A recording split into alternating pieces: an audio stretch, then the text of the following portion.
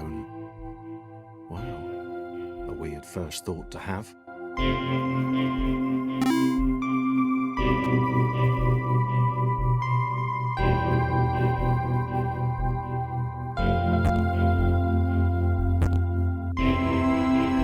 Thomas decided to start listing his observations for posterity.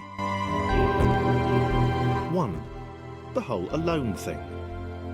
2. Portals. They led somewhere. He'd yet to work out where. 3. Falling. Thomas was absolutely fantastic at falling. He was almost as good at falling as he was at observing.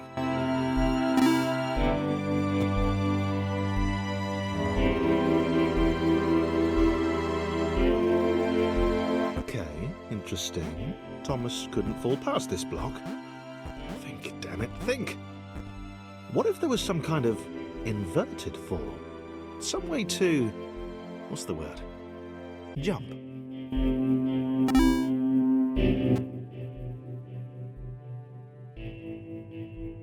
A big jump.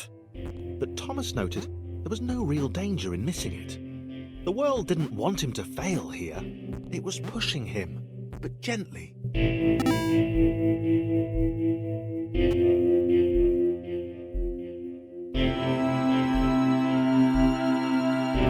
This all seemed a little dangerous. The world was not to be trusted. It was unstable, and it seemed to Thomas that it could let him down at any moment.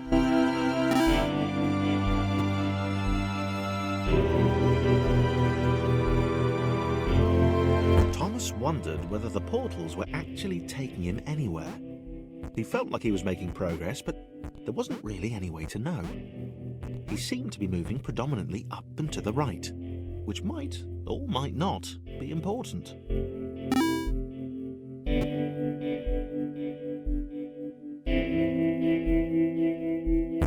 It might have been paranoia again, but Thomas could have sworn the world was becoming more complicated. It always seemed to be one step ahead of his skills. It had been designed just for him. He wondered why. Was the world testing him? No, too obvious.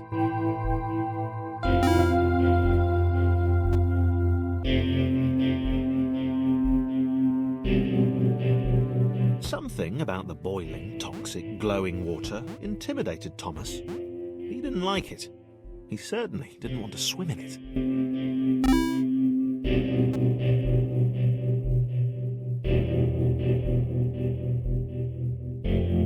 The loneliness was getting to Thomas. No amount of observation or obsessive note-taking could combat that.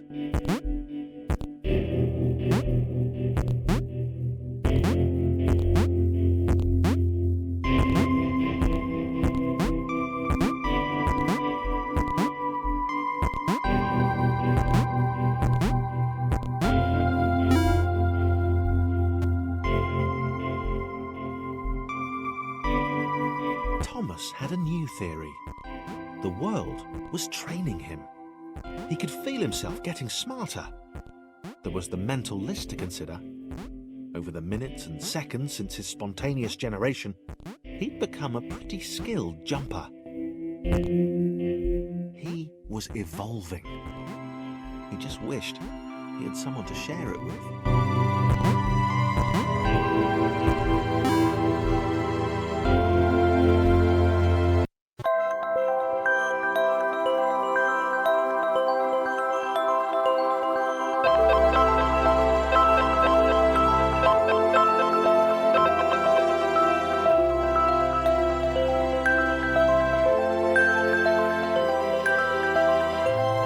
Chris took an immediate and deep dislike to the skinny red rectangle. Who the hell did this Thomas think he was?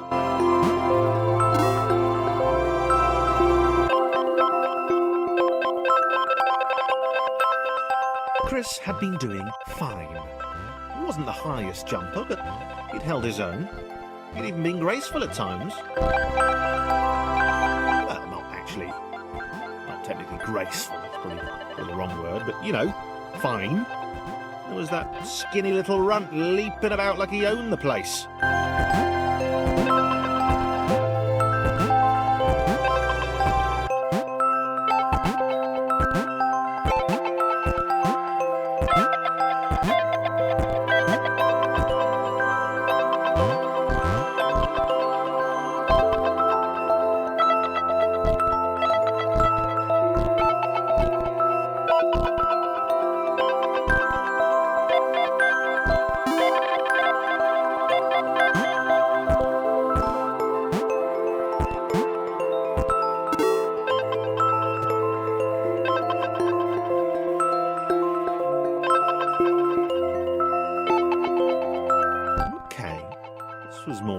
A glowy white thing.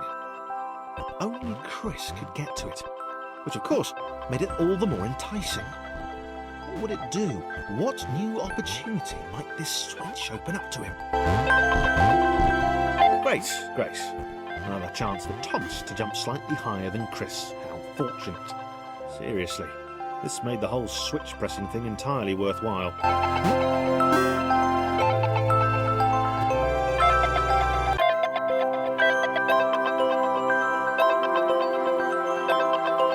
Was this good? Because on the surface, it did not seem good. Chris was pretty scared. Little Red seemed fine, happy to be on his merry little adventure. Chris couldn't shake the feeling that things had taken a significant turn for the worse since Thomas had joined him. Sure, he'd been able to piggyback his way to ever so slightly higher platforms, but where had that got him? Well, to ever so slightly higher platforms, which was sort of his point.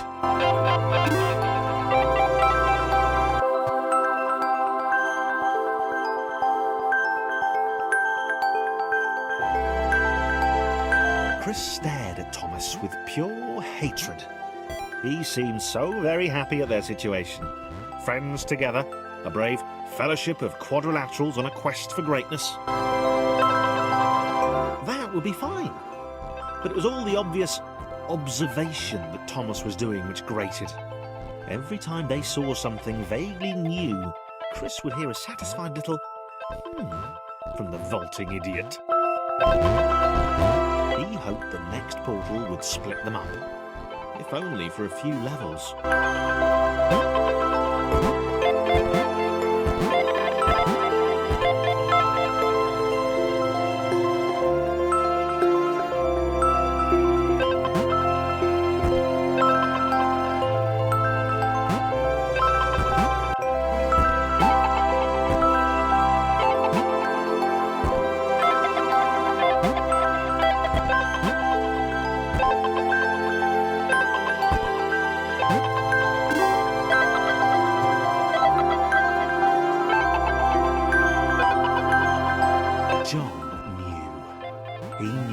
This was his chance, a moment to shine.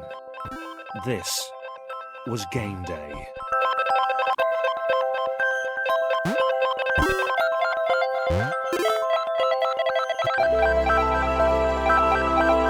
This would not do. John needed room to show off his exceptional skills. As it was, he was trapped on the wrong side of these little dot things. Where did they come from, anyway?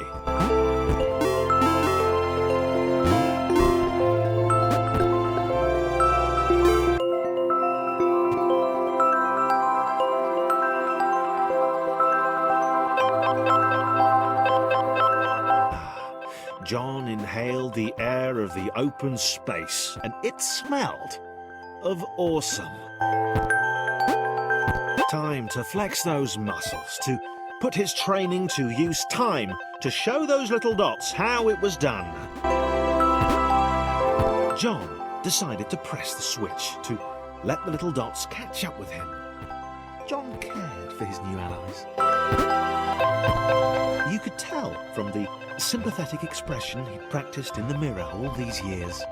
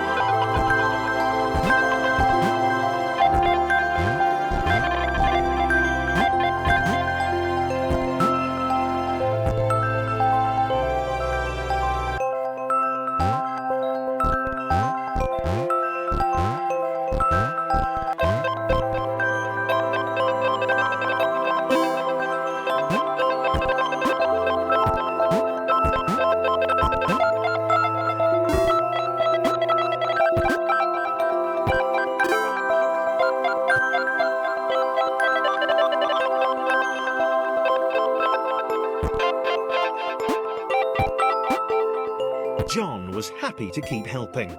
He felt it was important to his image that he was seen to help the little guys.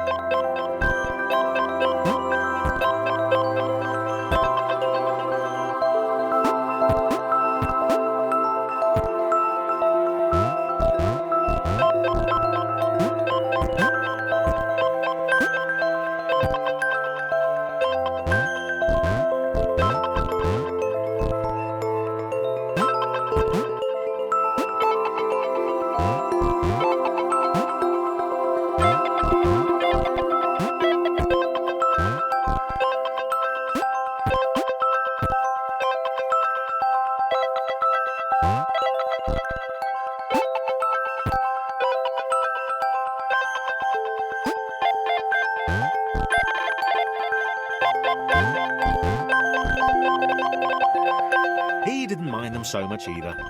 The red one, Thomas, had a charming way of applauding every time John jumped.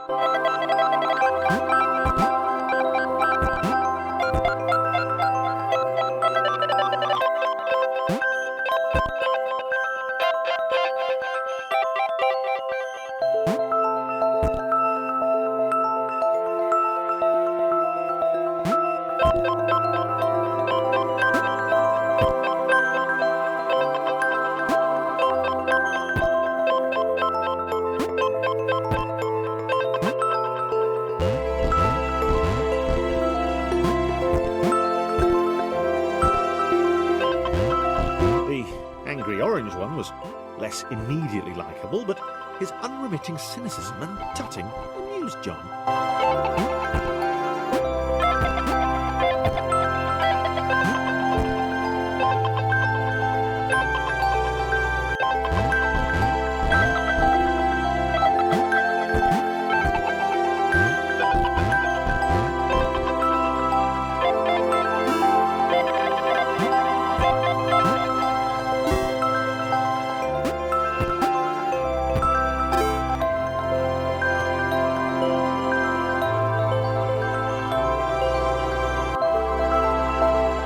Interesting. A floating target. This would require coordination, balance, and timing. John was sure the dots would be lost, but he was happy to guide them to triumph. Maybe that's what the dots were for. They were there to extend John's reach, to make his performance even more impressive. John liked the thought. He decided to keep them.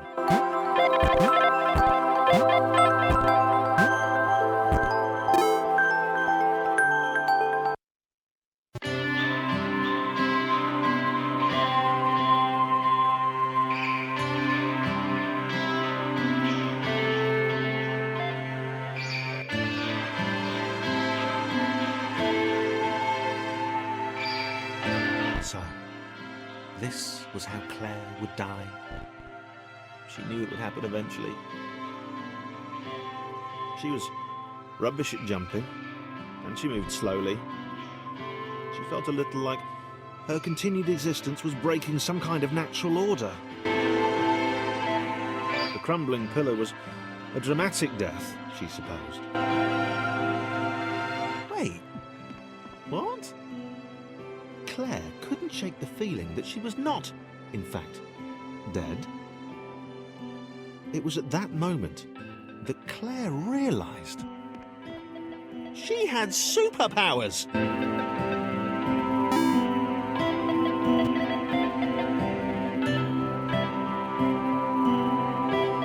She'd need a cape. There was no getting around that. You couldn't be a superhero without a cape. Claire didn't want confusion. If you saw a cape, that made matters clear. You knew what you were dealing with. Claire was all about communication. And, you know, floating in water, which was her superpower.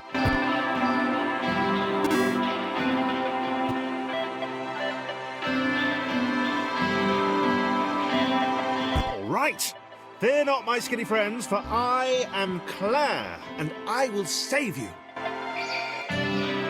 Claire needed to come up with a superhero name as soon as possible. Claire was rubbish.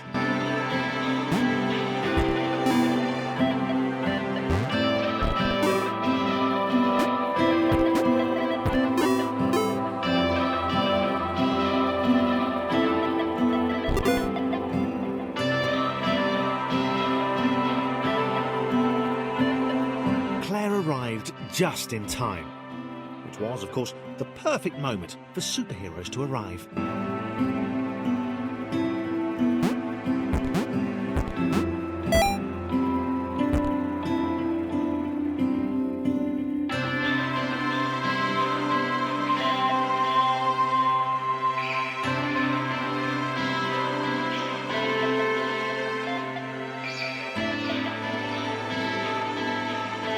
As the water began to rise, Claire vowed to save this little rectangle in as many restarts as it took.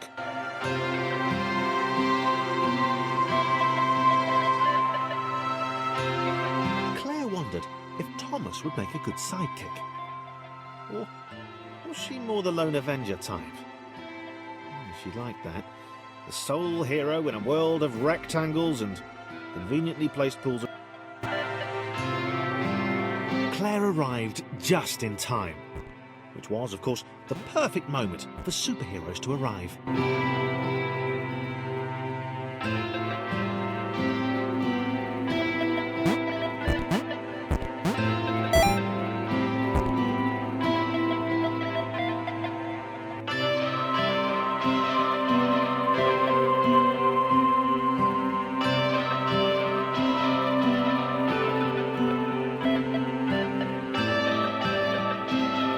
As the water began to rise, Claire vowed to save this little rectangle in as many restarts as it took.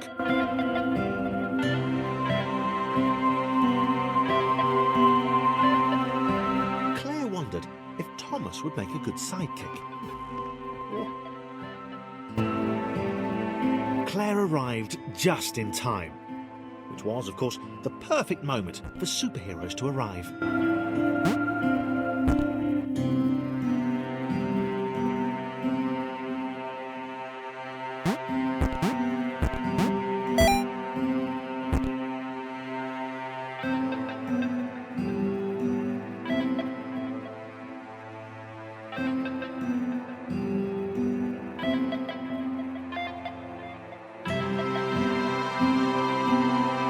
As the water began to rise, Claire vowed to save this little rectangle in as many restarts as it took.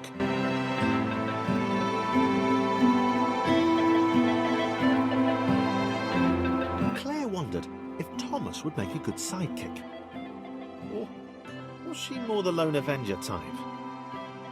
She liked that. The sole hero in a world of rectangles and conveniently placed pools of toxic water.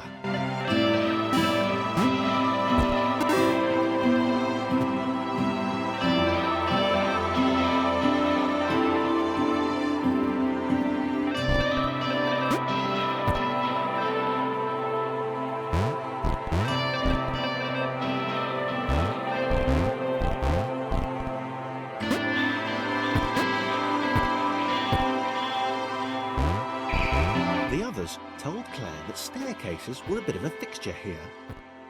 Claire wondered why the world made it so difficult.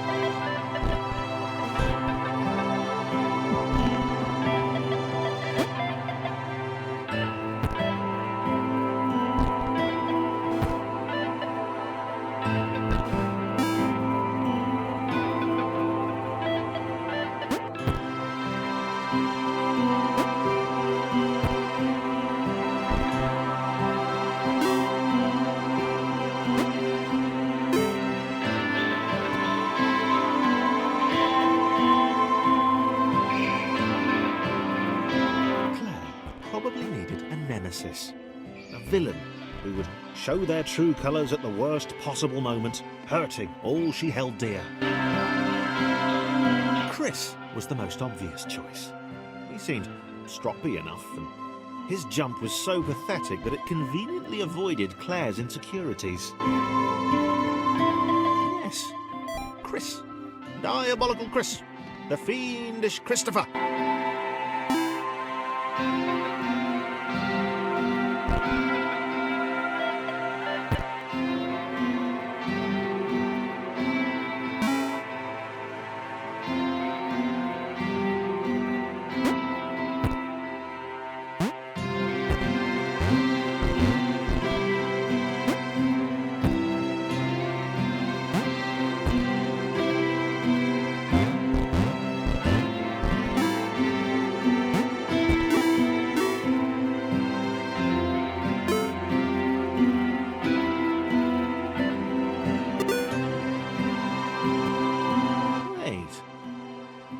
Gone?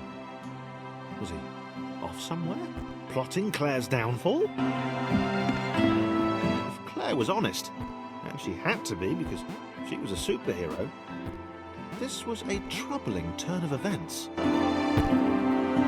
Still, there were reasonably sized bodies of water to cross.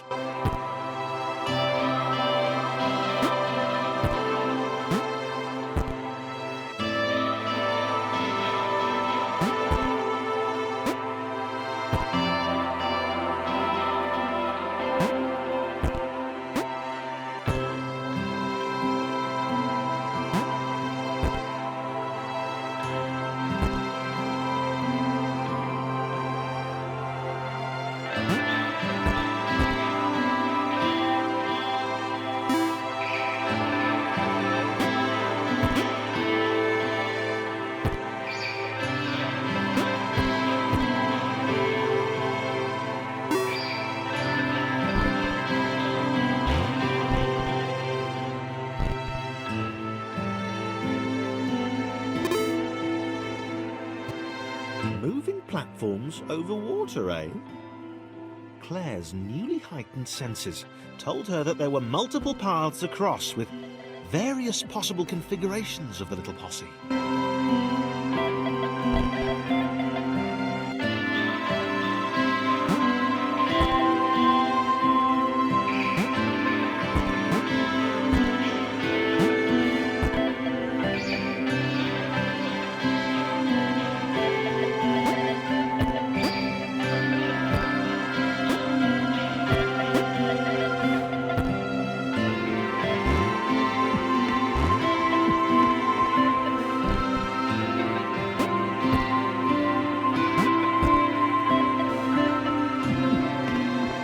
They were doing really well. Claire hoped she could get them all across. John was fully aware he could do this alone. Thomas hoped he'd never have to.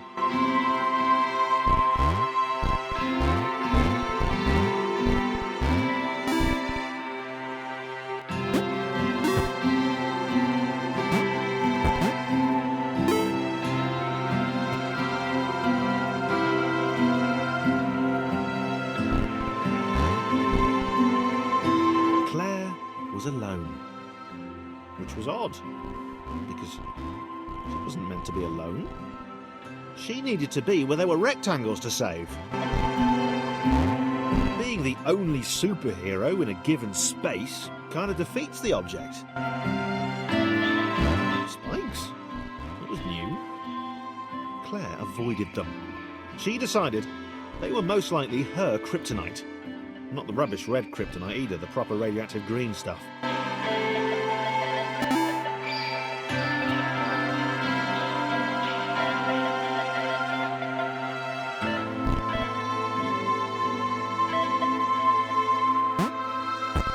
Wow. Deja vu. The world was repeating. And this time Thomas was here. Claire felt something had gone wrong. There was a disturbance in the force. Something had altered the matrix. The world was reacting to their progress. It was amassing its forces. It was plotting against them. finally had a nemesis.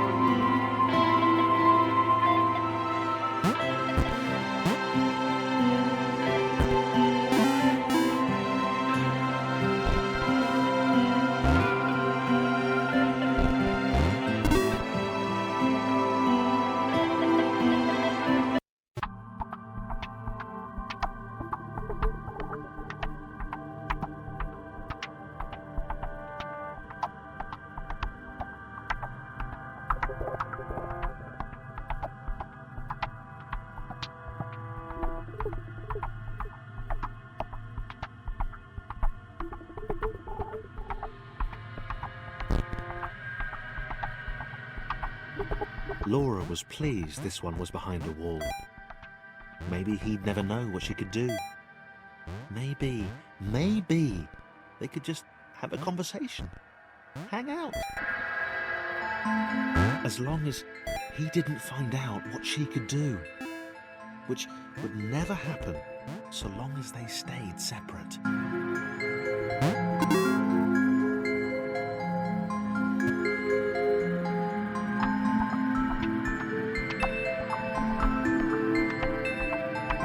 Laura didn't have time to worry about the ominous pixel cloud.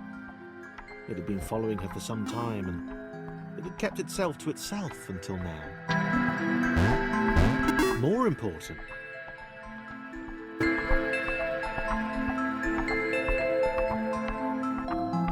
as the square, who had shyly introduced himself as Chris, bounced atop Laura, she began to worry that he was just using her like all the others had. They'd all bounced too, and then they disappeared when her back was turned. Only the ominous pixel cloud ever remained, looking a little bigger and a little less hungry with every disappearing friend.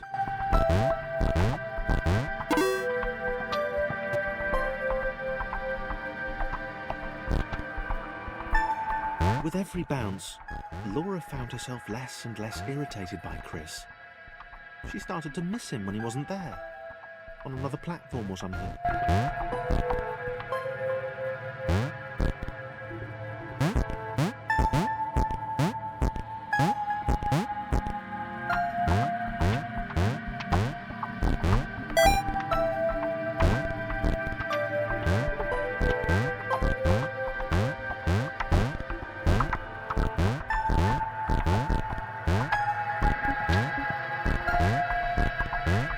She'd wonder what he was up to. Was he missing her? He wasn't saying very much.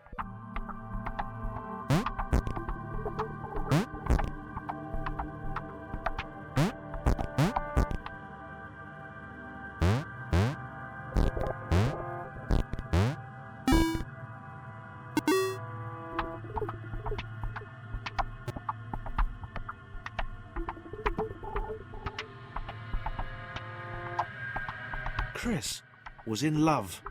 She was perfect. He had to tell her so. At some point, he would definitely tell her.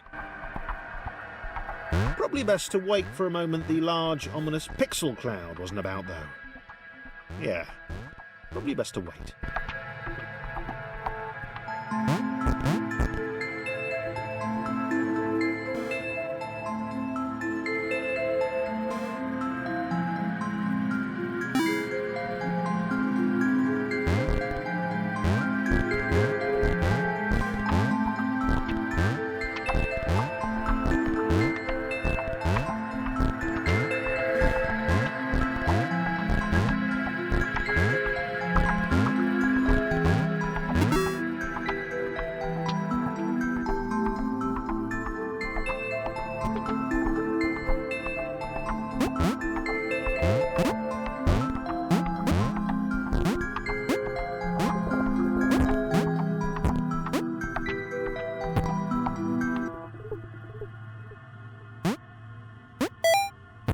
Chris was massively disappointed to run into the gang again.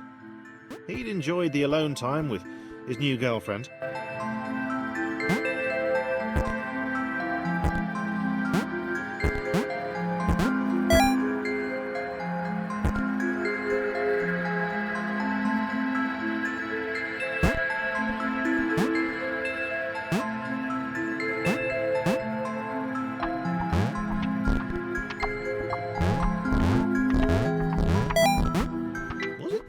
To refer to Laura as his girlfriend?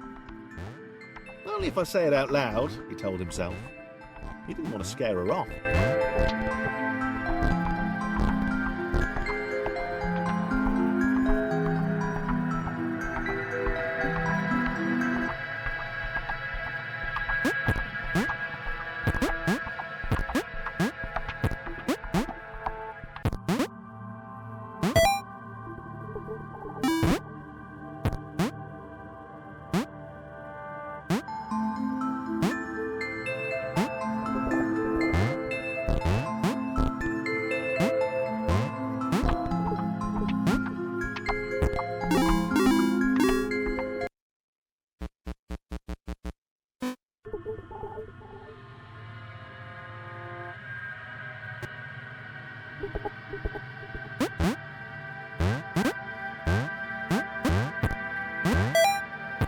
Chris was massively disappointed to run into the gang again.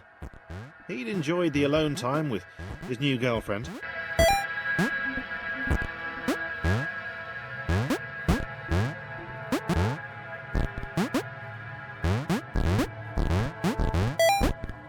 Was it too early to refer to Laura as his girlfriend? Only if I say it out loud, he told himself. He didn't want to scare her off.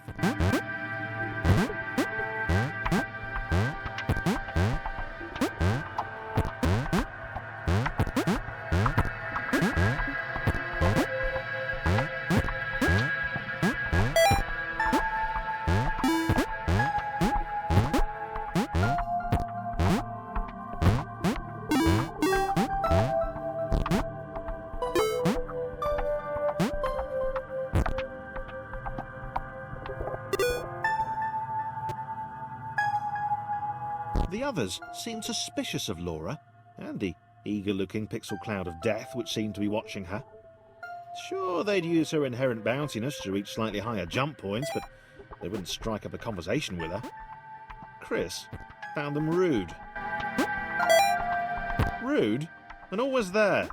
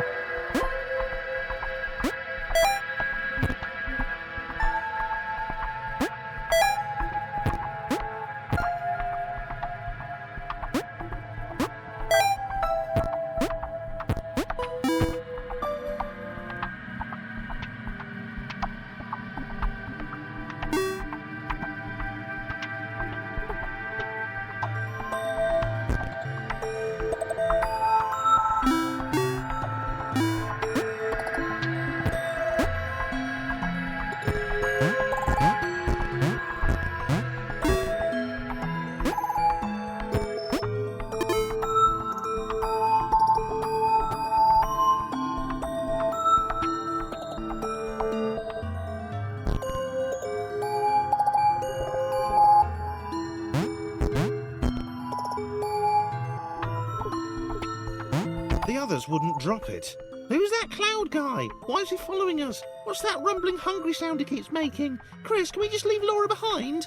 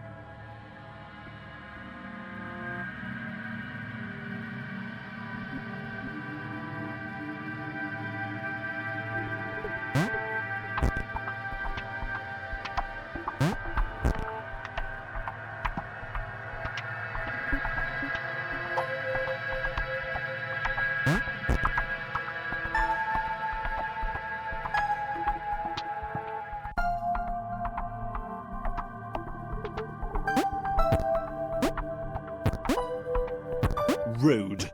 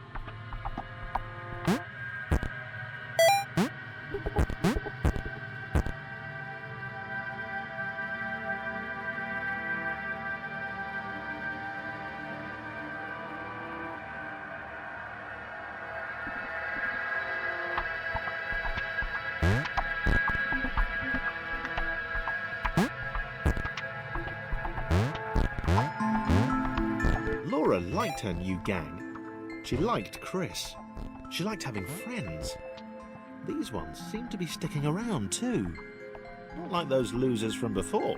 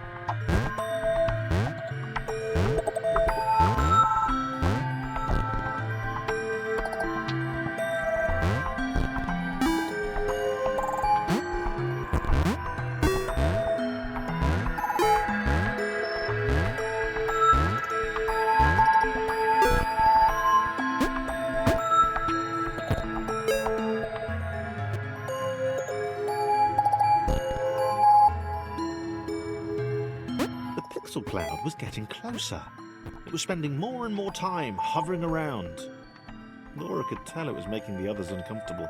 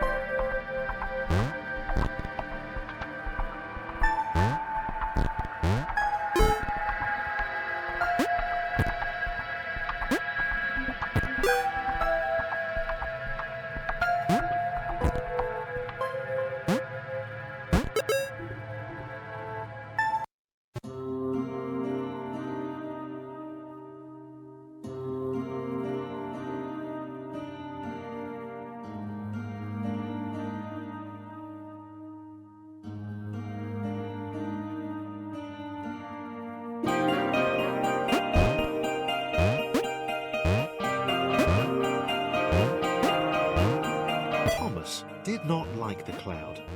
He'd long since stopped listing his observations, but he instinctively observed that this thing was bad. And he'd been right about the water.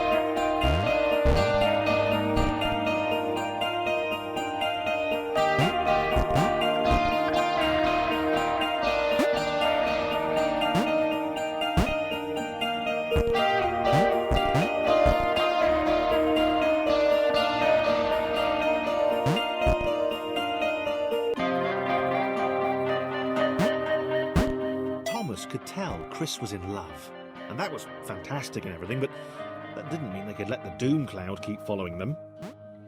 Thomas was going to put his foot down once they got to the next level.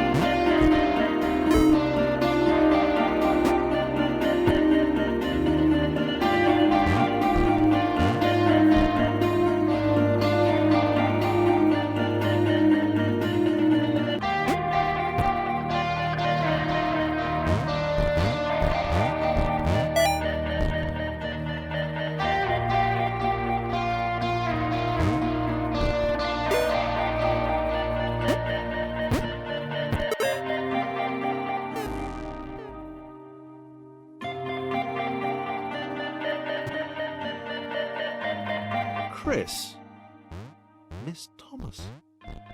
Wow. Did not see that coming. He felt a little guilty too. Without his love for Laura and subsequent reunion with the guys, Thomas would probably still be with them.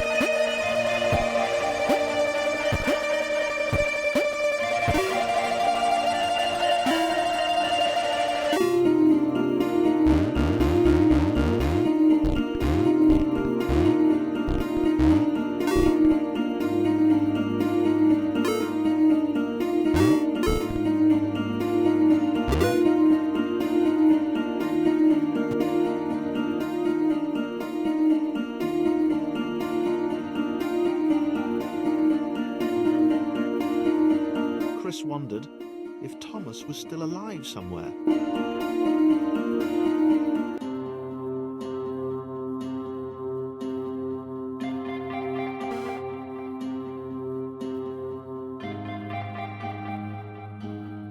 He wasn't going to go looking for him, but he did wonder, and that showed character.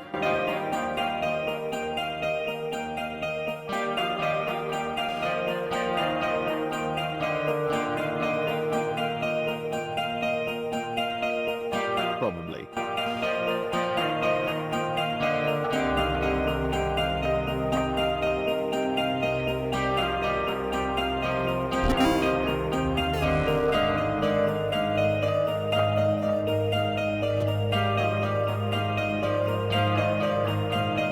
Maybe the others hadn't abandoned Laura all that time ago.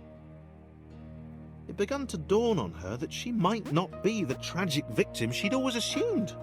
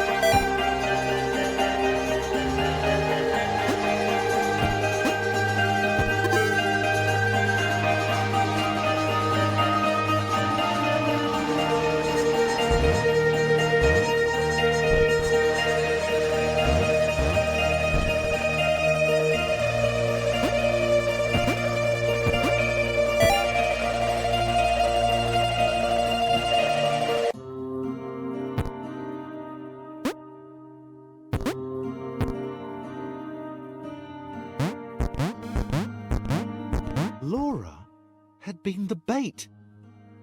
She had a hunch that she wasn't needed anymore.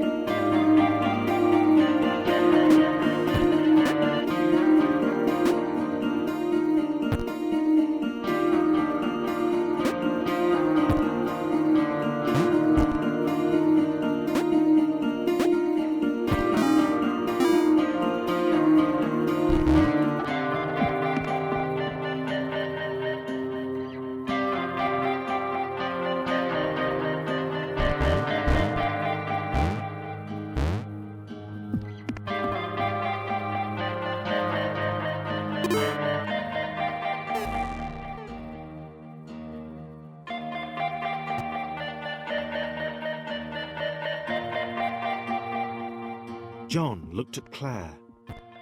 It was just them now.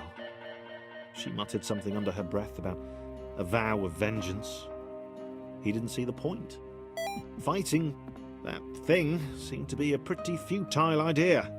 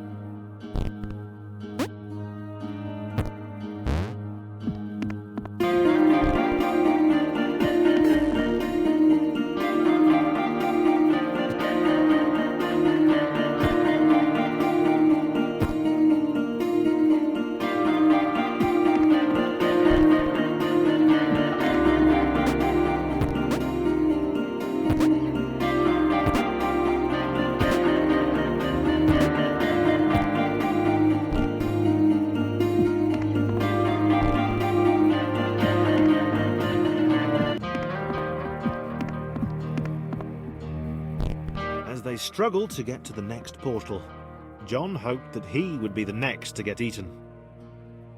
He didn't want to be alone.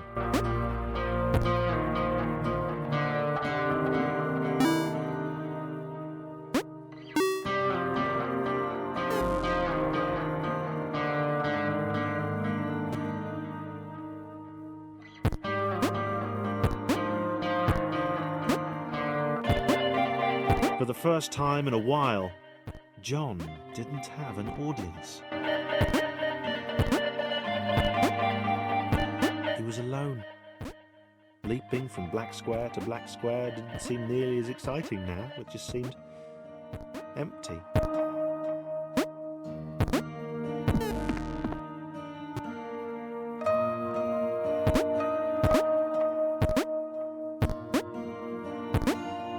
For the first time in a while, John didn't have an audience.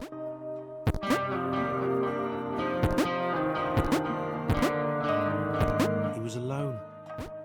Leaping from black square to black square didn't seem nearly as exciting now. It just seemed empty.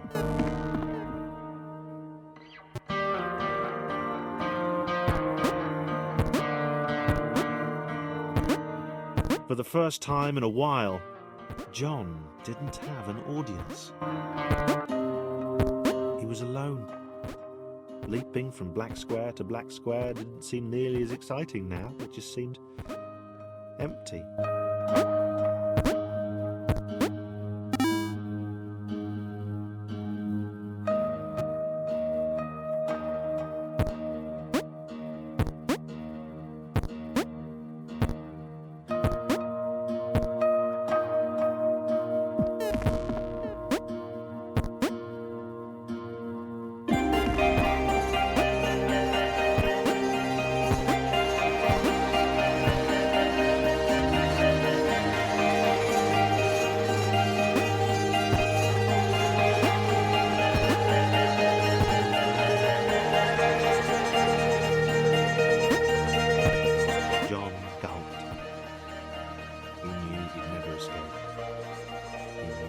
easy for him. He decided to jump the massive scary gates, for old time's sake.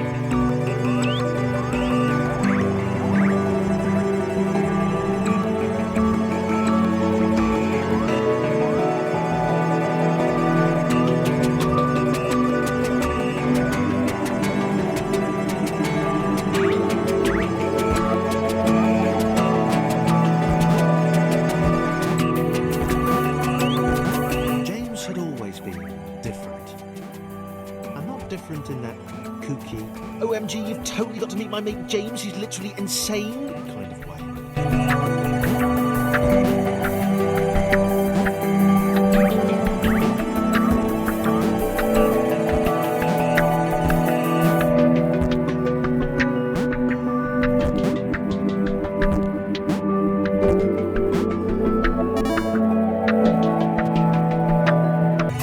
He'd not seen anyone else in a long time. Not since getting eaten by that cloudy, pixely thing. He turned up here in some kind of cage.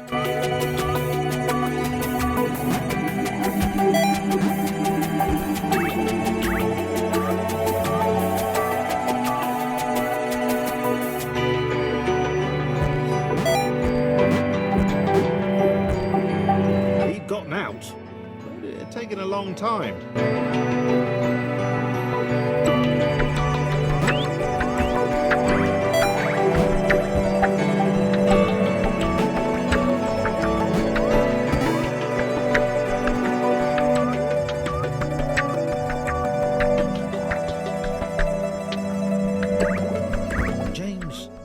Being alone.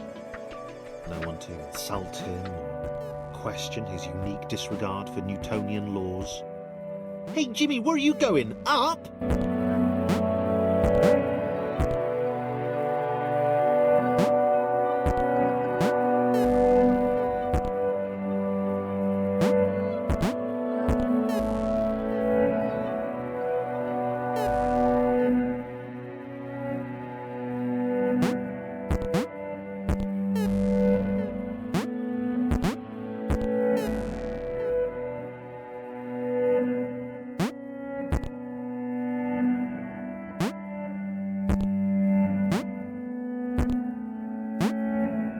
Idiots.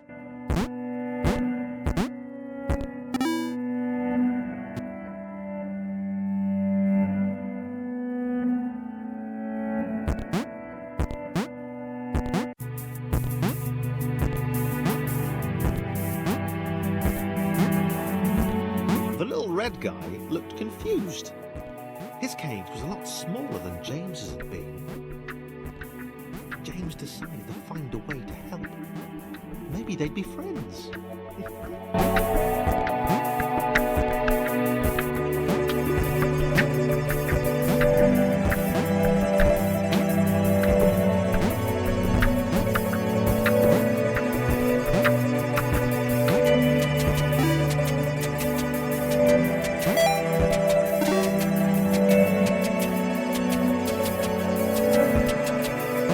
Thomas had no idea why he was here.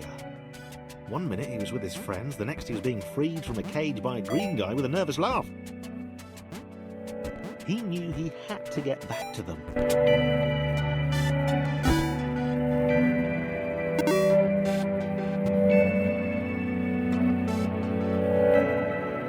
His turquoise hero seemed uncomfortable. Thomas imagined he'd feel the same way if he fell upwards all the time. If he didn't know better, he'd have thought James didn't want to meet everyone.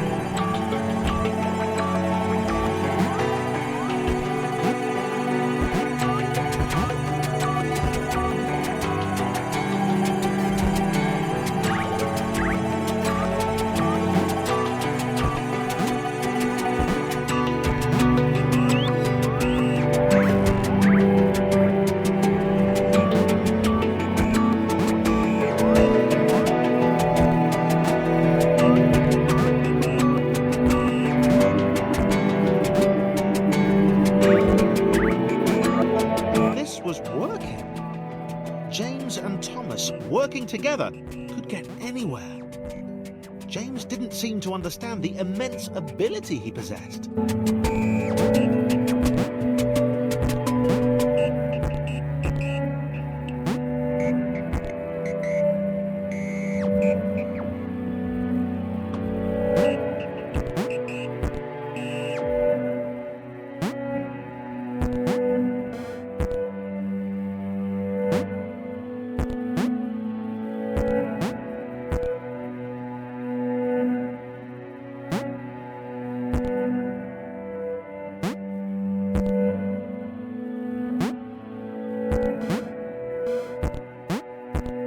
Thomas wondered why the cloud thing had brought them both here.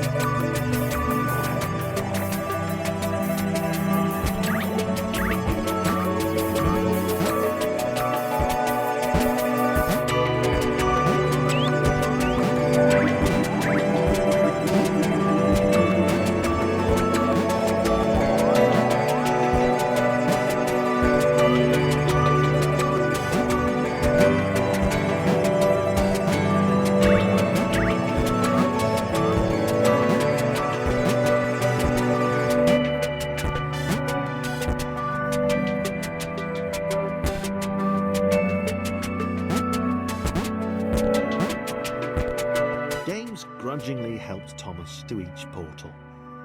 He knew that eventually they'd find the others, and then he'd go back to being the weird one again. He decided to enjoy the time they had left.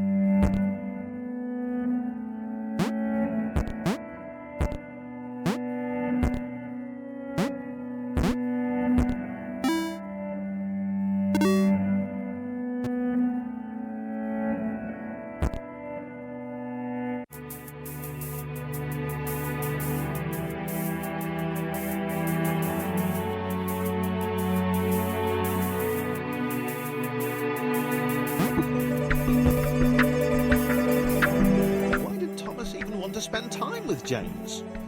Was he not repulsed by his weird colour? Did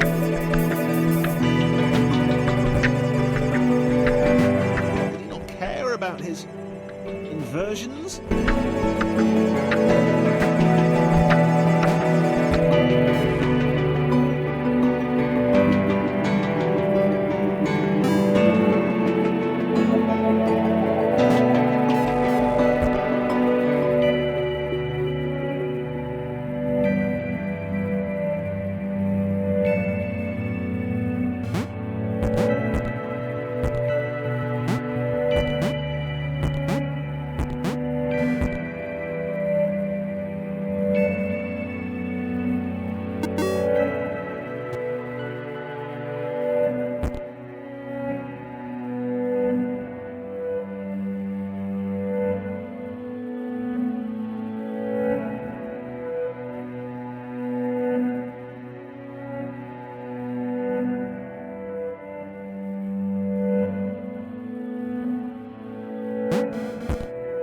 James was having fun for the time being.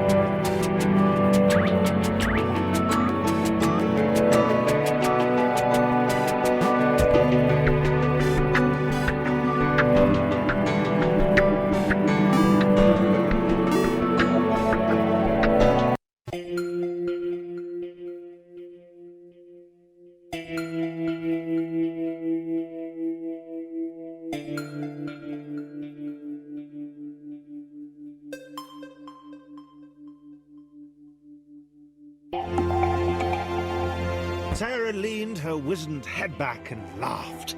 Ha ha ha ha ha ha! The quadrilaterals were apparently after some friends of theirs. How petty an adventure.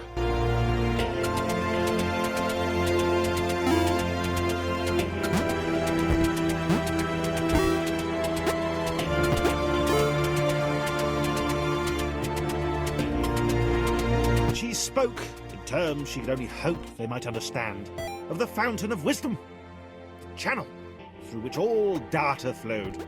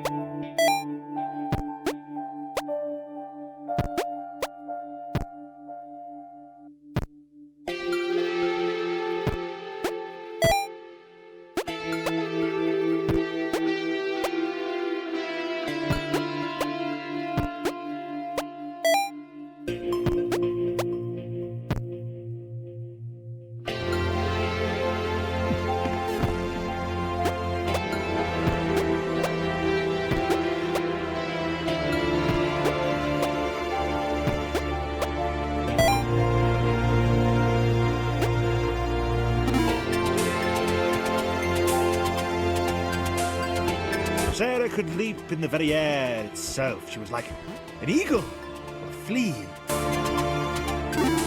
Or more like an eagle. She had vowed long ago that she would know this world. She would know what this world was. The Red One, who spoke wisely for a lesser, offered Sarah their help, so long as she then helped them save their friends. He said that he too had wondered at the secrets of this world and would quite like a go on the wisdom fountain, if that was okay. Sarah marvelled at his foolishness, but accepted his help.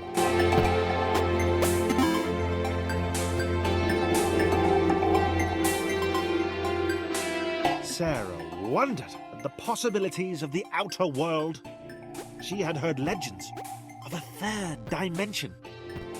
Perhaps she'd encounter one of those curves the blind square had spoken of.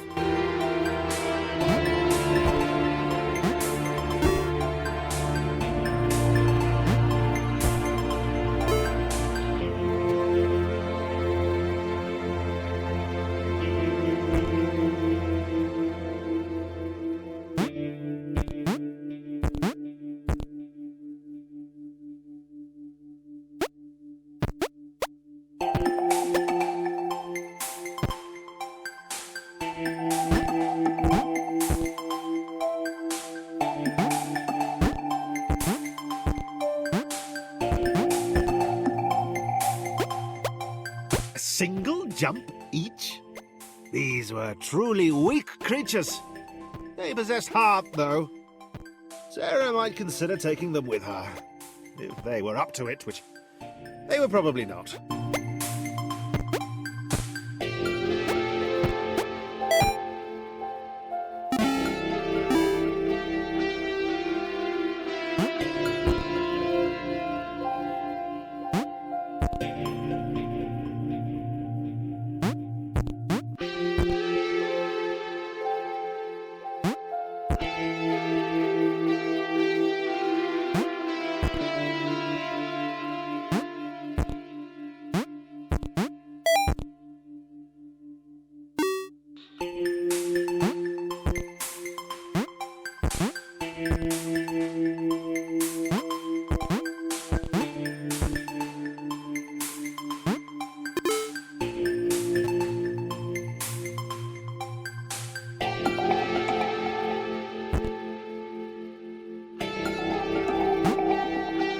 They were close.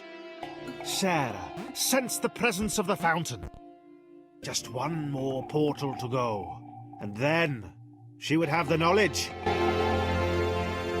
And then escape.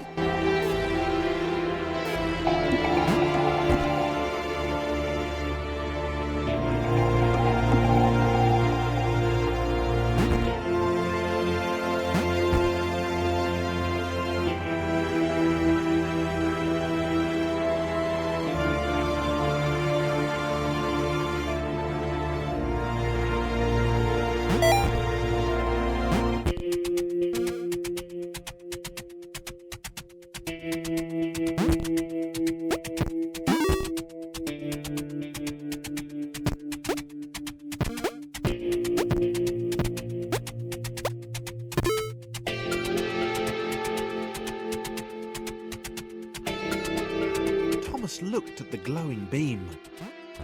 That list he'd been writing seemed pretty petty now. This was all knowledge, all of it, right in front of him. He was sorry Sarah couldn't step into it too. He could tell she felt the same way, from the shouting and the screaming.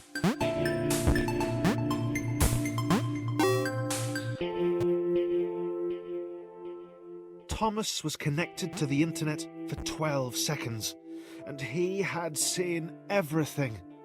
He'd seen the cat who couldn't spell, he'd heard of the arrow through the knee. He felt there was probably a thing called cake, but that was a lie.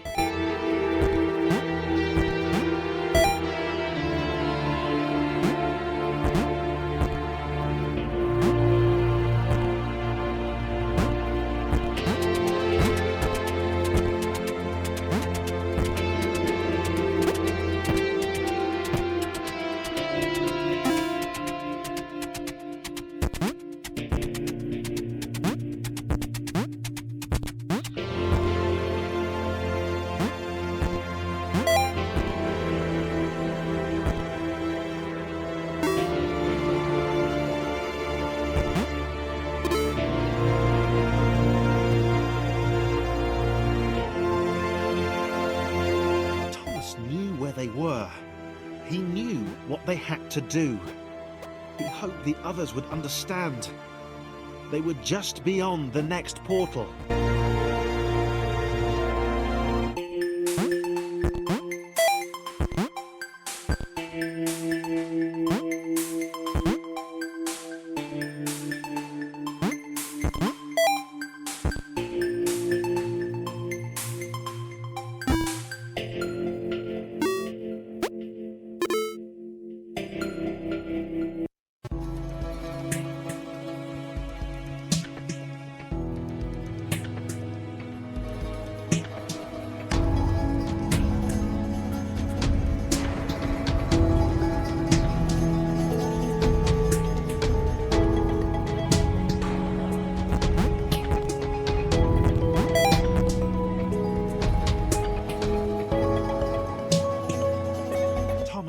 Knew they couldn't escape. They'd been trapped permanently from the moment the clouds ate them. He explained this to the others. It was impossible to gauge their reaction. After all, they were just rectangles.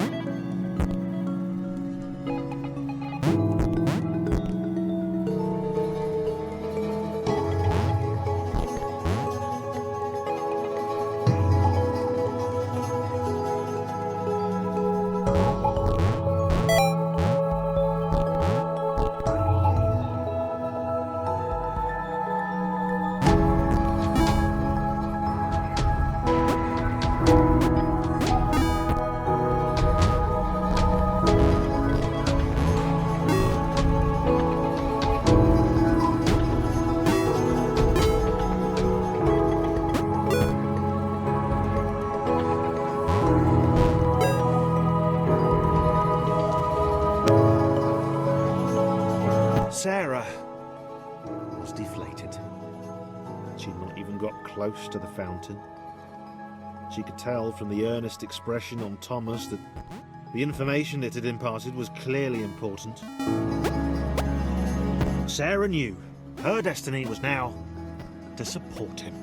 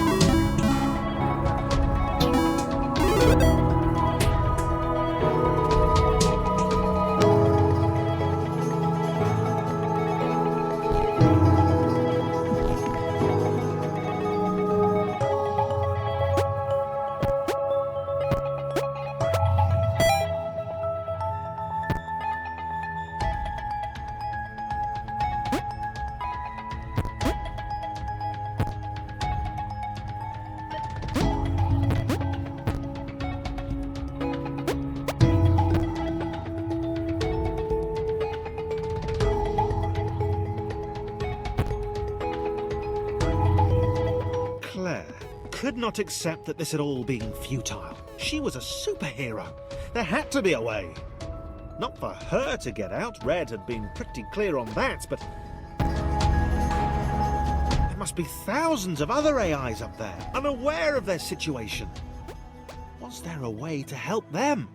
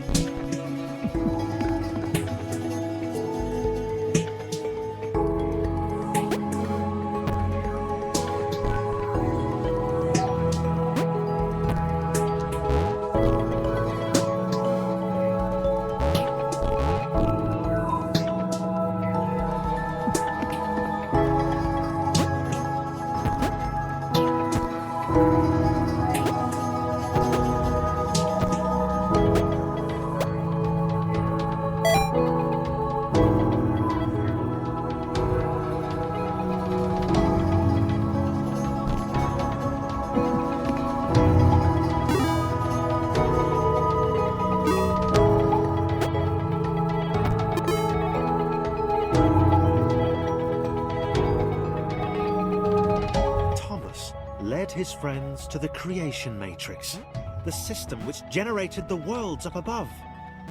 He had a plan. They were going to redesign the world. That's what the humans did. They changed the world to suit them.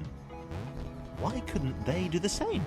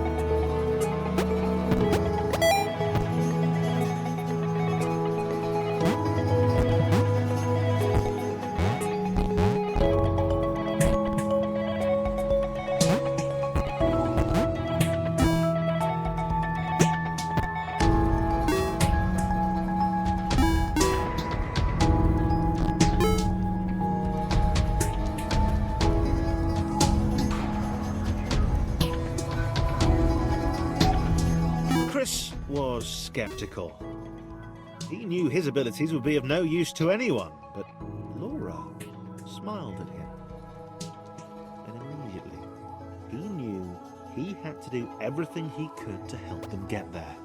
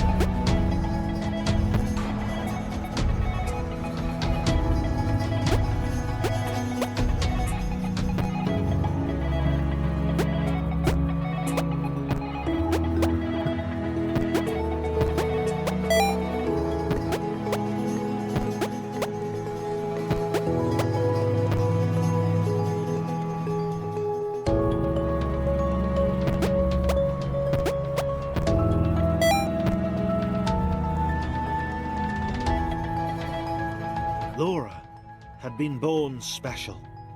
She understood that now. She was created to help others. If her bounce could be passed on, then this would all have been worthwhile.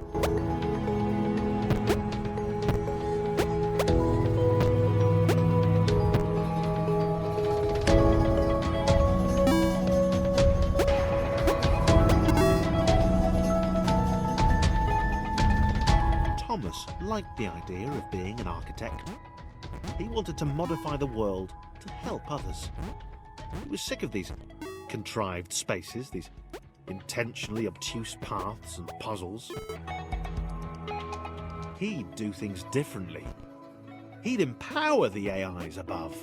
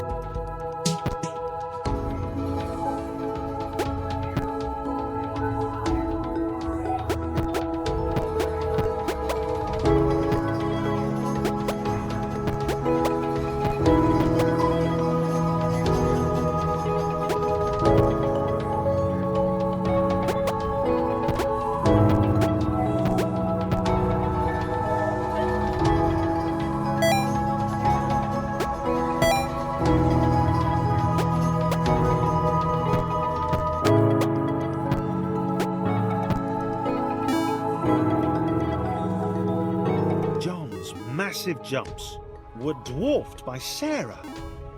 For the first time in his life, he felt humbled, not as good as someone else. He realized that he wanted to make every AI up there feel as heroic as he had. He liked the sound of that.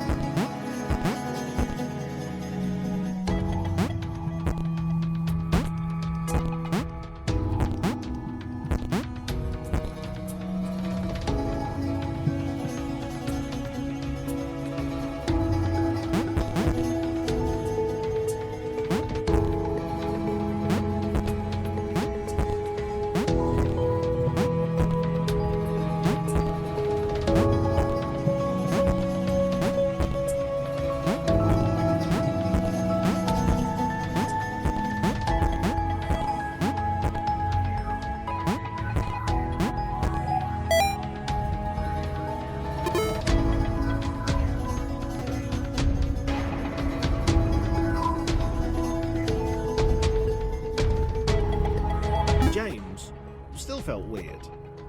But he realised now that everyone else was too. They were a crew of weirdos. Weirdness that would save all the normals up above.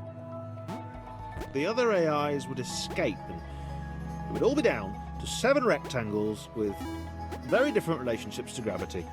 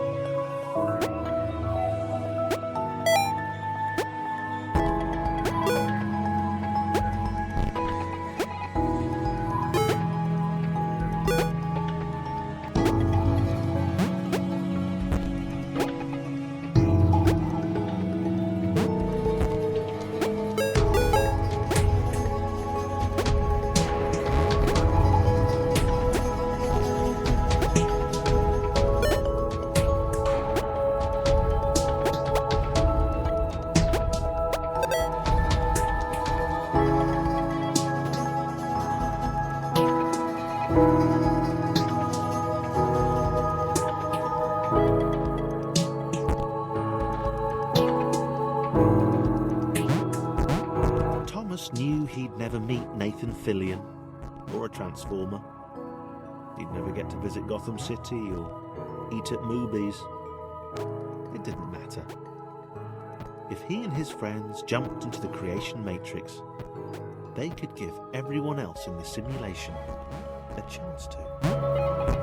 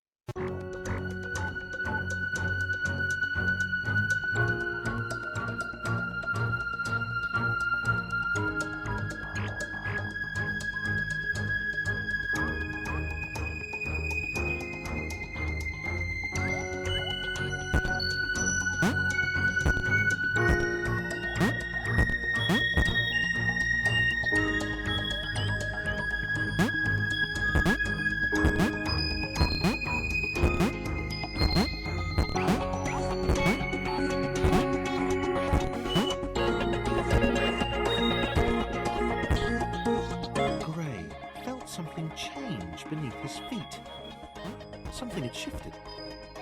The shape in front of him hinted at a possibility. Wow. He couldn't do that before.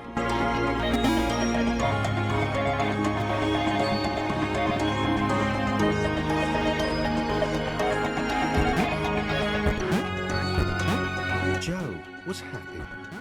They'd settled here. They'd not seen another AI for many cycles, and she liked it that way. She saw Sam leap into the shifter with fear.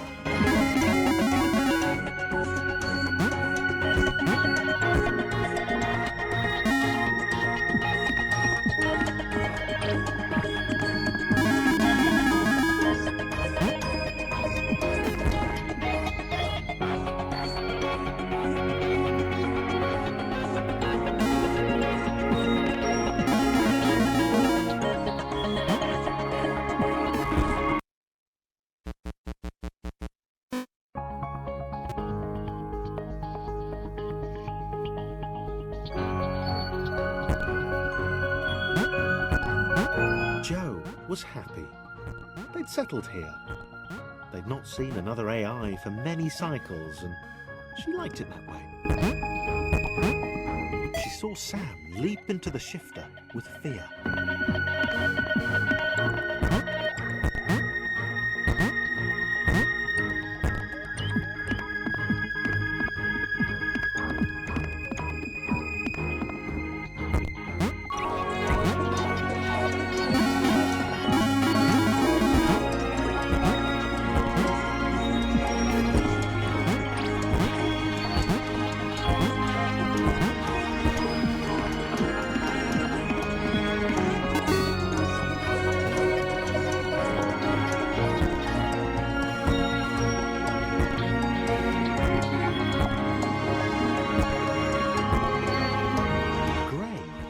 Work it out.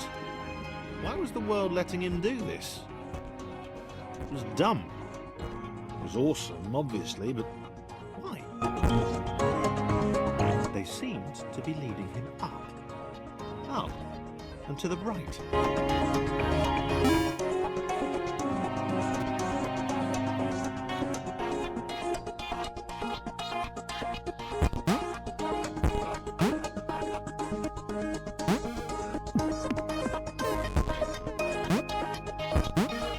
Joe wished Sam would stop. This was just like the time with the pixel clouds. They hadn't seen any for a while. He was always running off like this.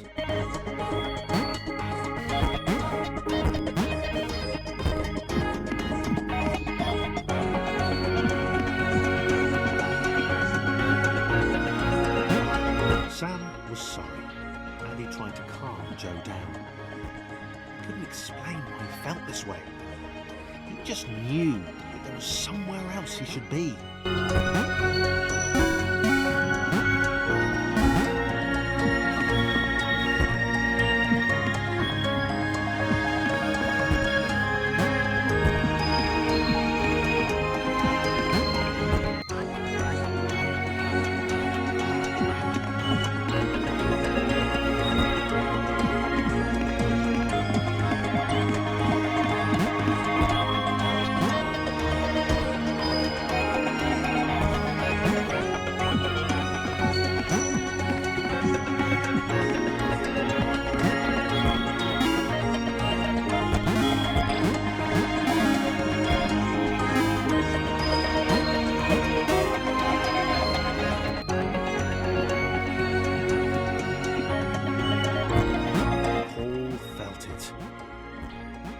Whisper to the shifters.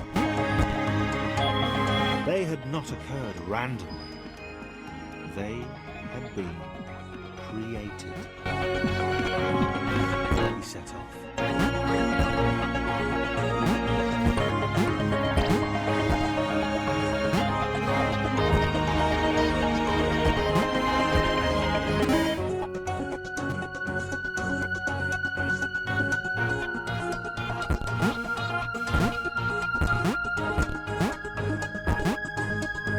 Gray listened to the old man.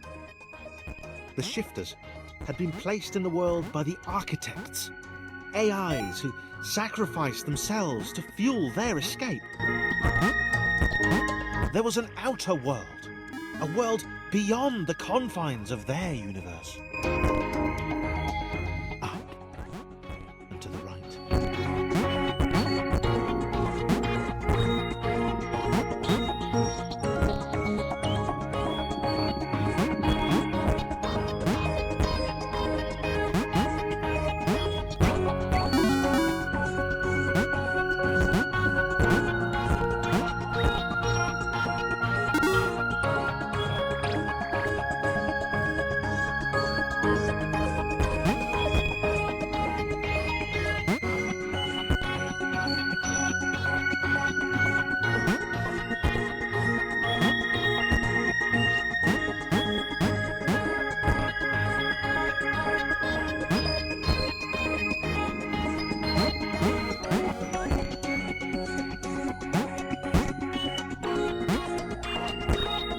Jo was growing to like her newfound abilities. Maybe Sam had done the right thing after all. It was getting a bit chilly though.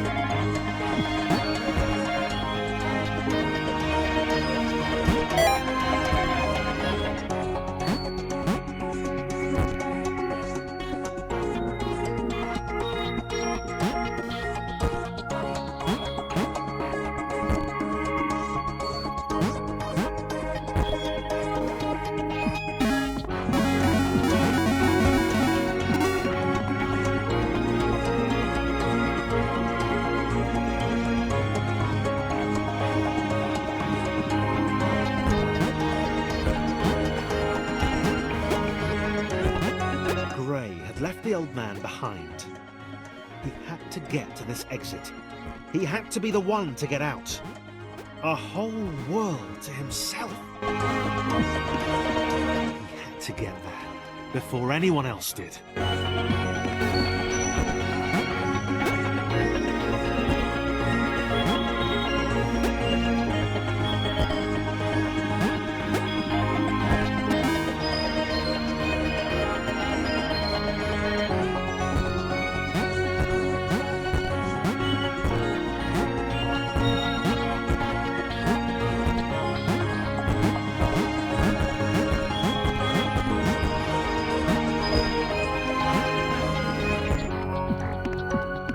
Cursed Grey. He should never have told him. He had to get to the other AIs of the world, warn them about Grey. Stop him.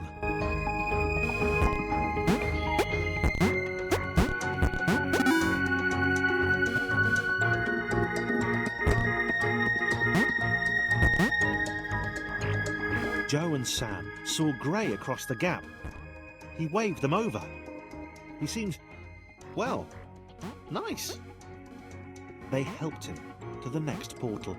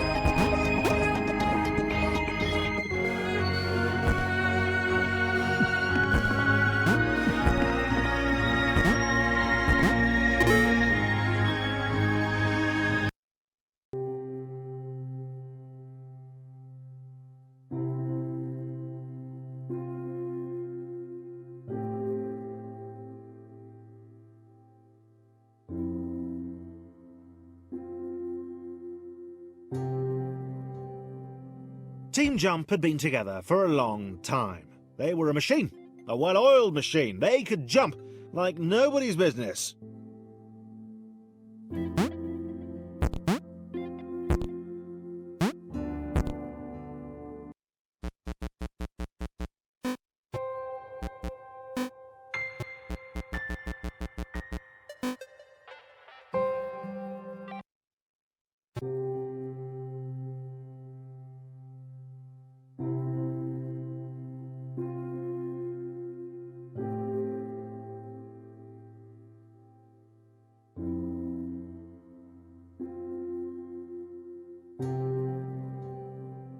Team Jump had been together for a long time. They were a machine, a well-oiled machine. They could jump like nobody's business.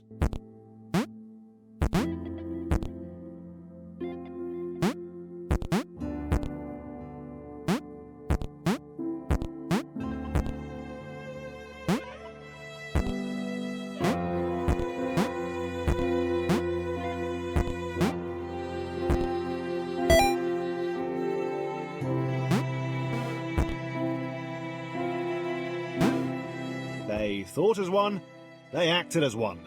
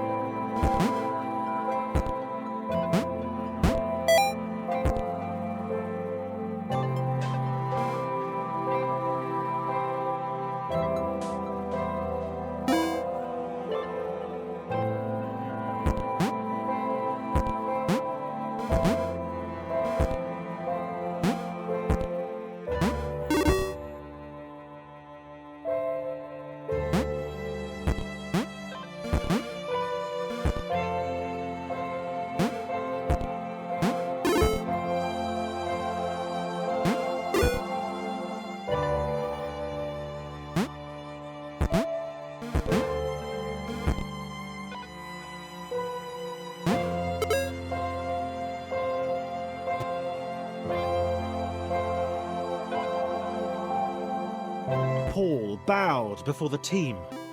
He begged them to help. He told them of the outer world, of the cats who couldn't spell, of the liar, Grey. Up and to the right, they answered in unison.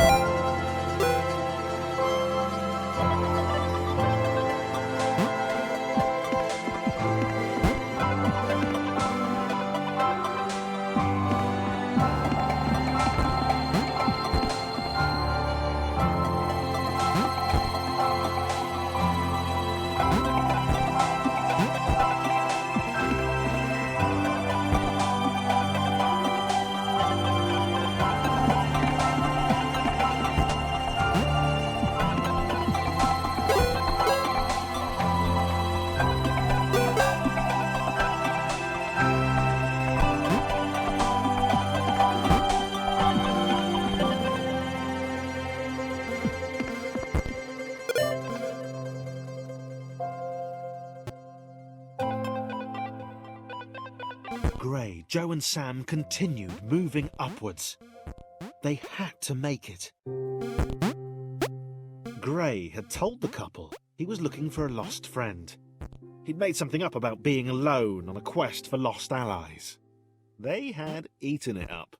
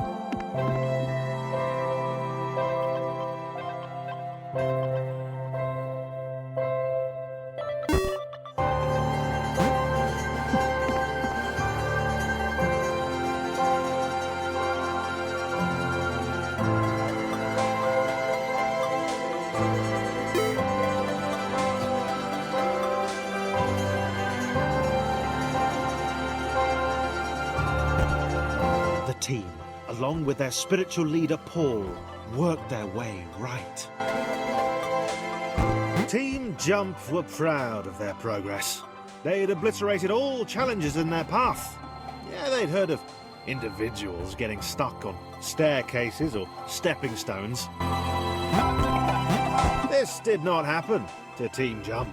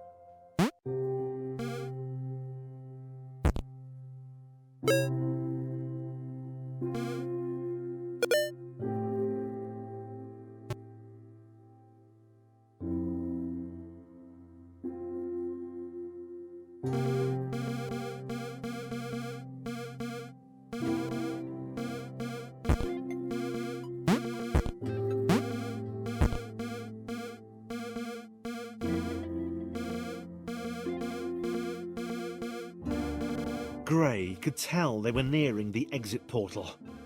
He smiled to himself, trying to work out the easiest way of dispensing with his allies when the time came.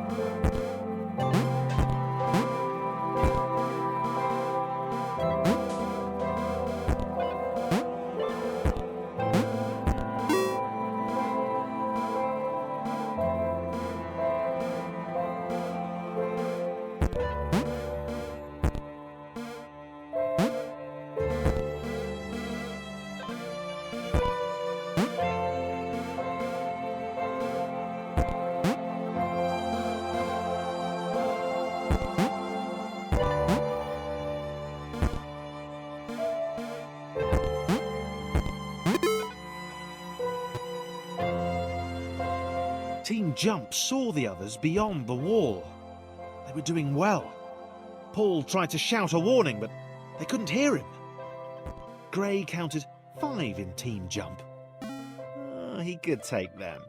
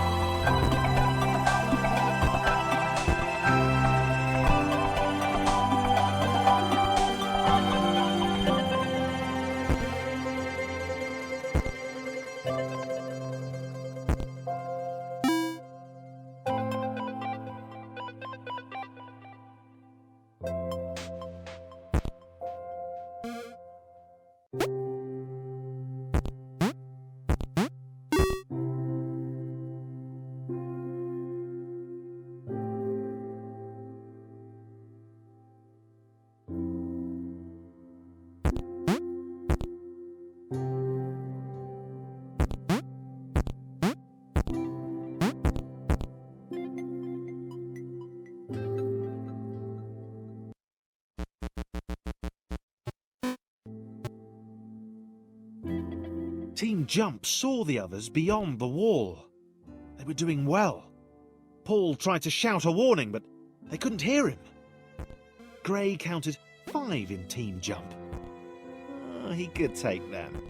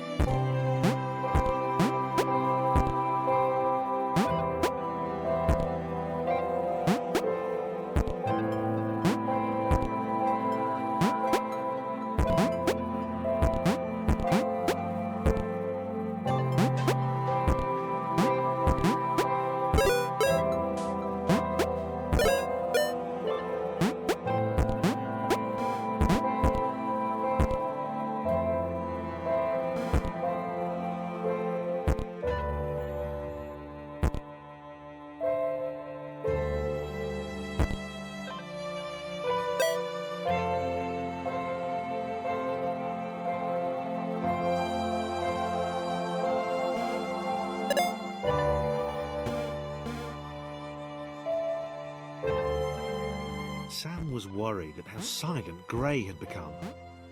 He wasn't responding to Joe's questions or acknowledging them at all.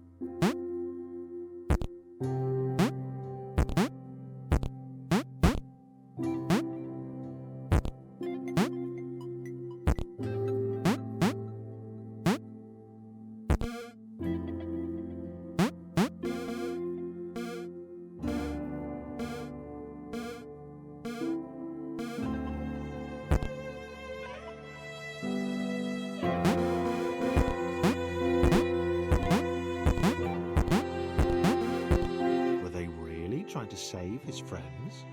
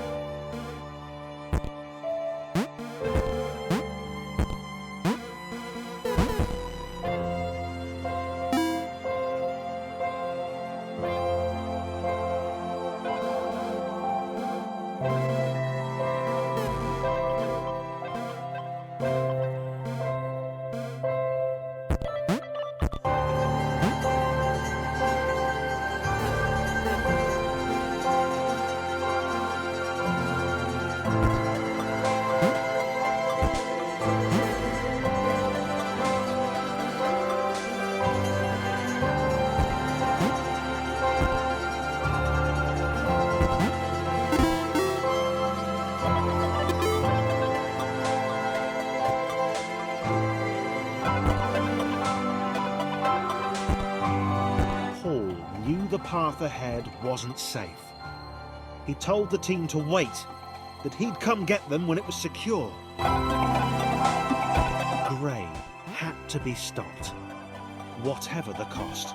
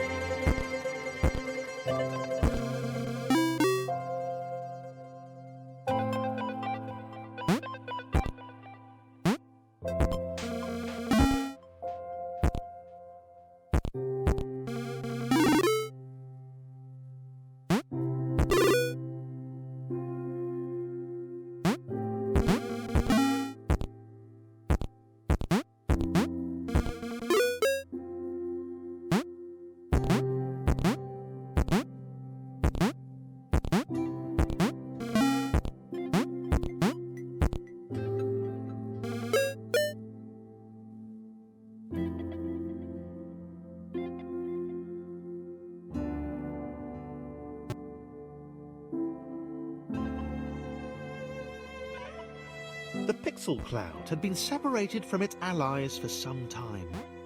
She'd not heard the order to retreat. She was shocked by the appearance of the 4 aberrations below. The old one seemed to be leading the liar to an outcropping. It was within her reach. She could remove them both. The couple could wait. They weren't going anywhere.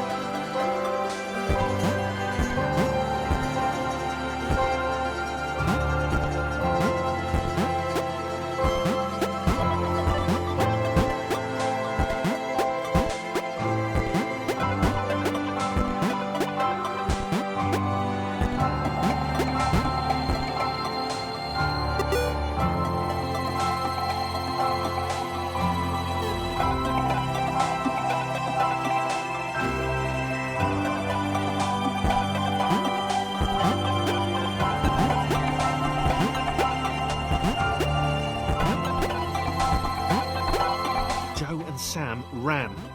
They had no idea where these final portals would lead, but it had to be better than this.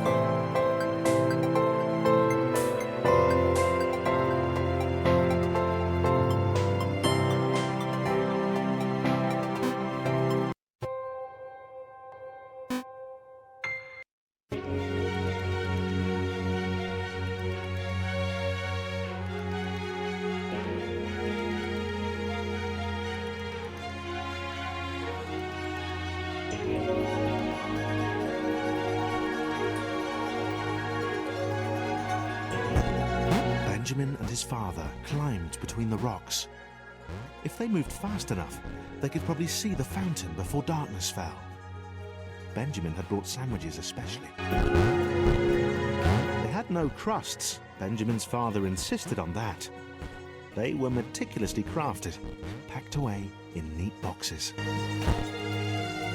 For as many cycles as he could remember, Benjamin had made the climb with his father. Every time, the glow felt closer, more tangible.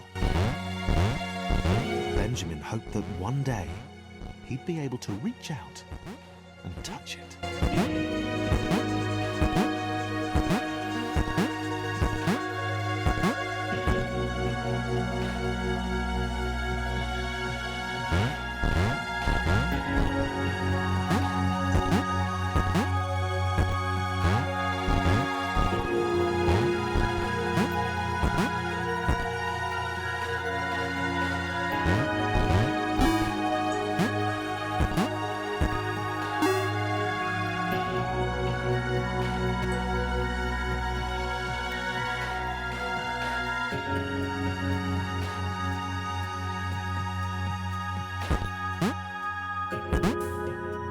Benjamin ran.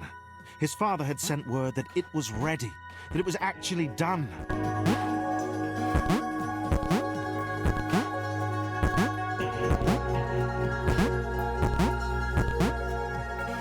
There had been a few misfires.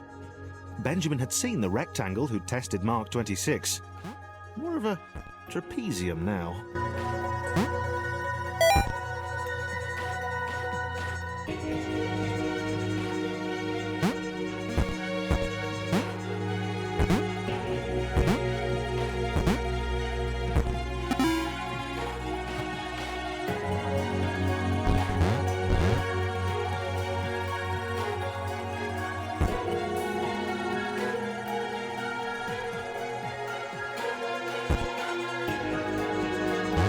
The jetpack was glorious. Benjamin's father motioned to the switches he'd made, told him to fly to them. Slowly, though.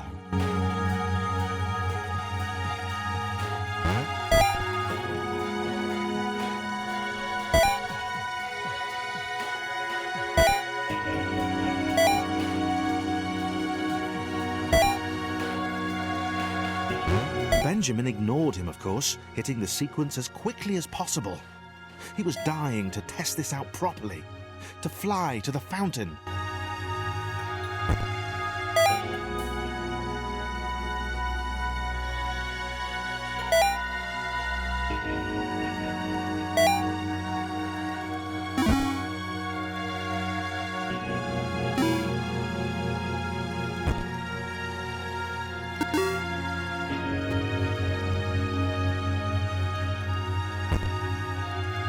Just a quick flight up to the fountain. Benjamin was sure his father wouldn't mind. The locked doors were a precaution. The spiked walls, a friendly reminder to be aware of his surroundings.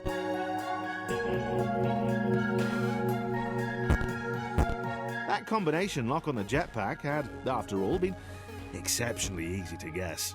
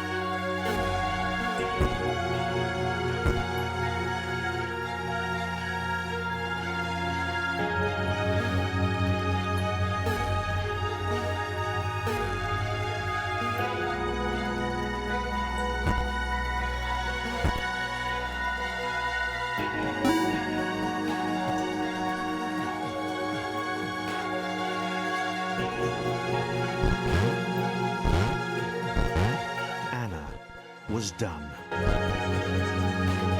The fountain had sounded like a great idea when she started. An adventure. And more importantly, it was an adventure she could have alone. But she hadn't been alone. And they had seen her.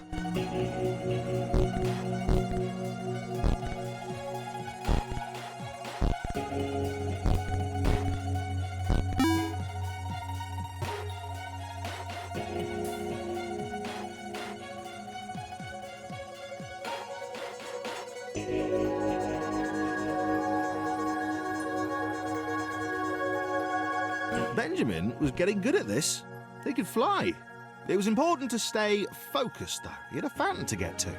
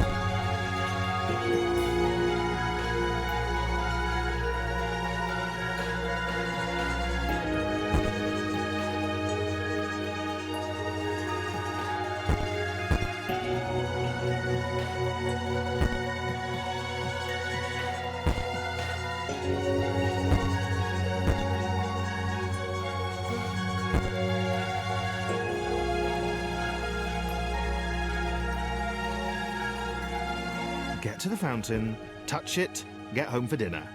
His father wouldn't even notice he'd gone anywhere.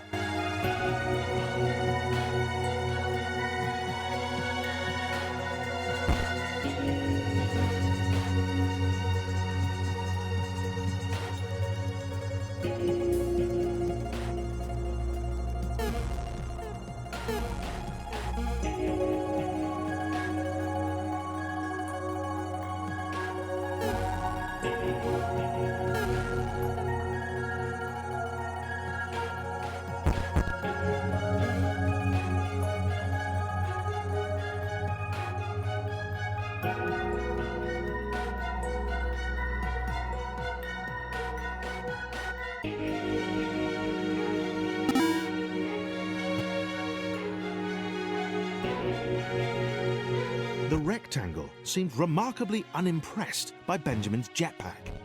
She didn't even ask about it. She just kept looking up and muttering about clouds. Initially slighted, Benjamin decided that this was a passing disinterest and she'd come round eventually.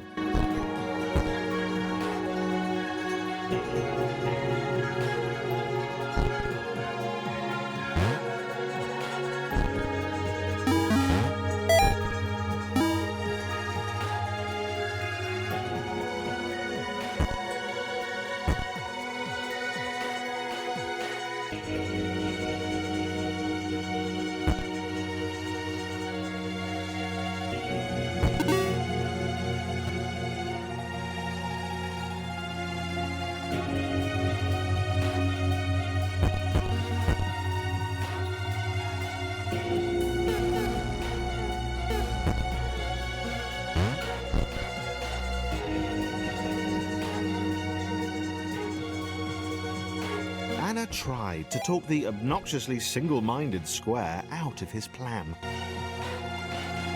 She should have left him, taken the next portal home and forgotten about that big spluttering machine he kept motioning at heroically.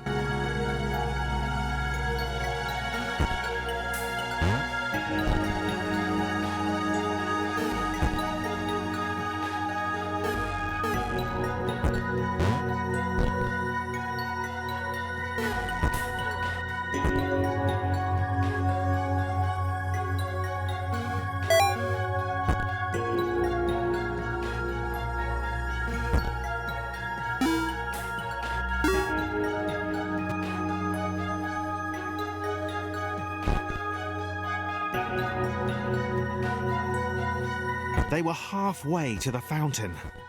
It occurred to Benjamin that his father would have become aware of his absence by now. Benjamin hoped that he'd be forgiven. You know, the folly of youth.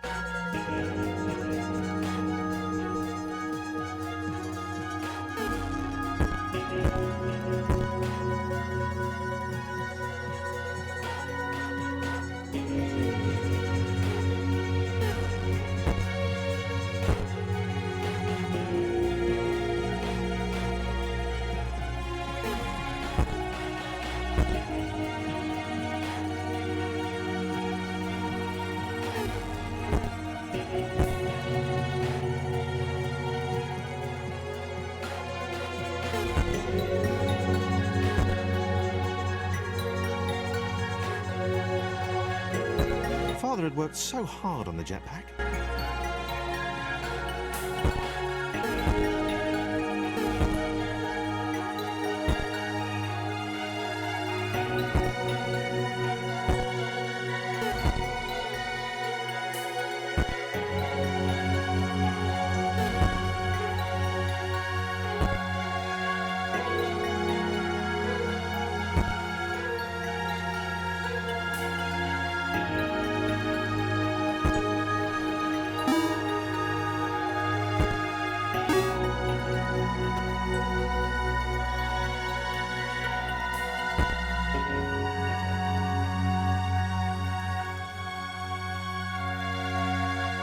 Anna tried again.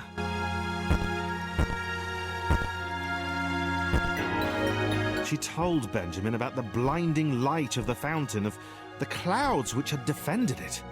She begged him not to carry on. He laughed it off.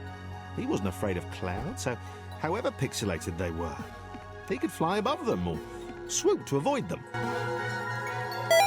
He scared her.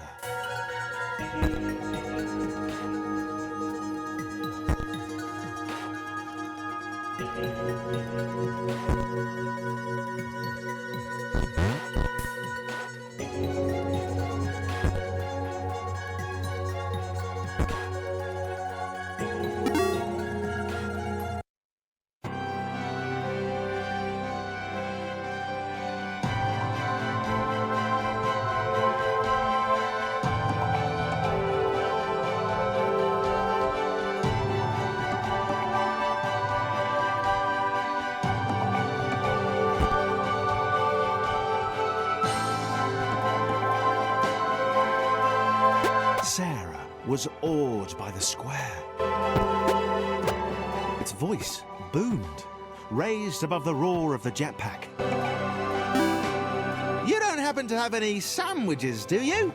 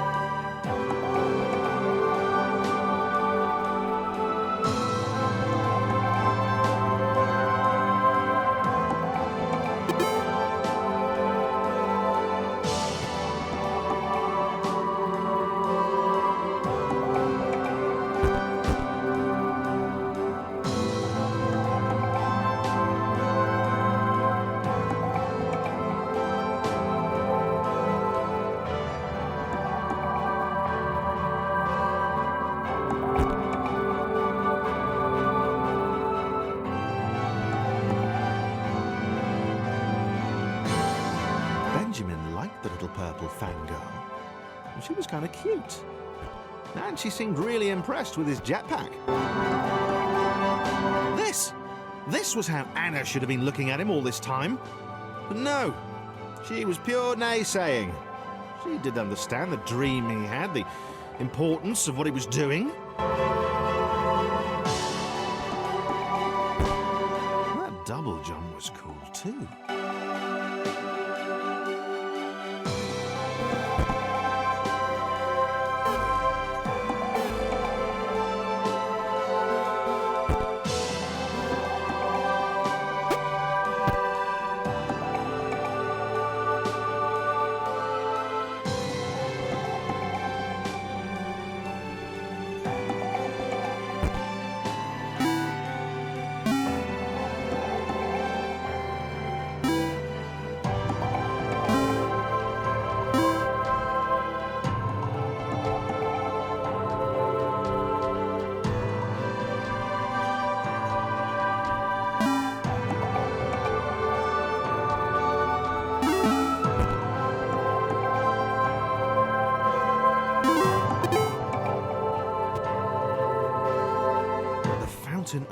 language sounded fantastic.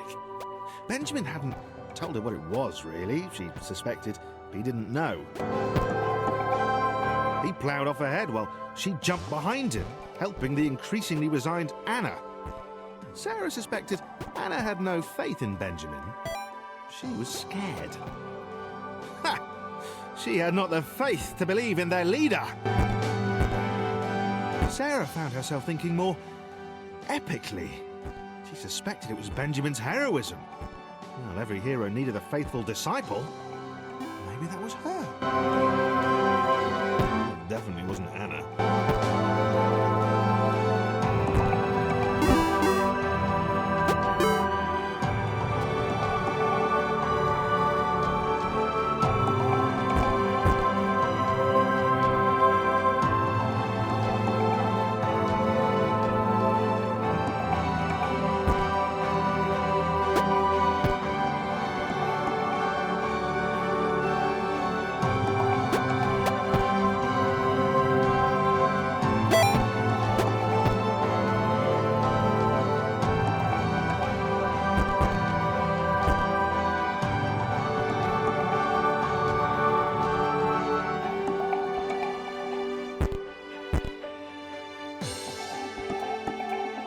Anna was definitely done this time. She had tried. The self-aggrandizing square and the purple orator were never going to listen. She locked the door behind herself. She would stay here where it was safe.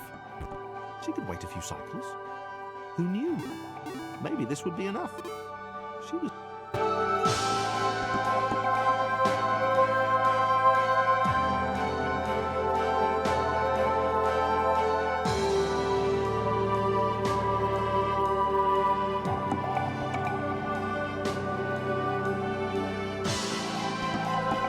Benjamin carried her even higher. He swore the fountain was close, that soon she would see him touch it. He said it would reveal great things. She hoped he might share some of them with her. Sarah laughed, but she had no fear now. The doubter, Anna, had hidden away.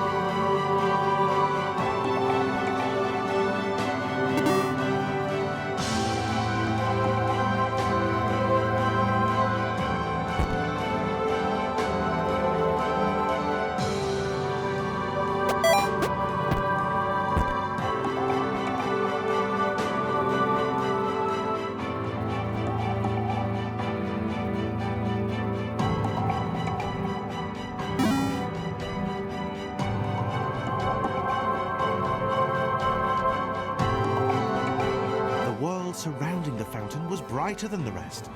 Light seemed to engulf the space around it, pouring into the chambers. Benjamin was close. The jetpack was working. Benjamin thought of his father again. He thought about how proud the big square would be of what he'd accomplished.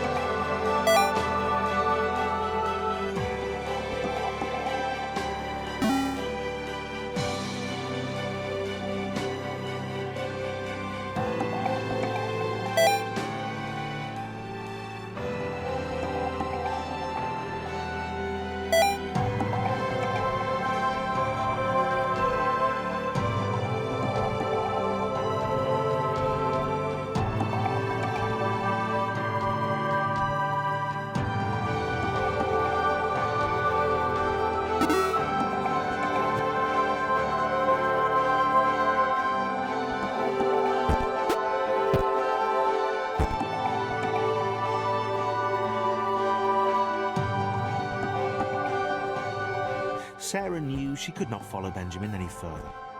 She would wait here. He would return soon enough, and he would tell her everything. The lights grew even brighter, and with tears in his eyes, Benjamin ascended.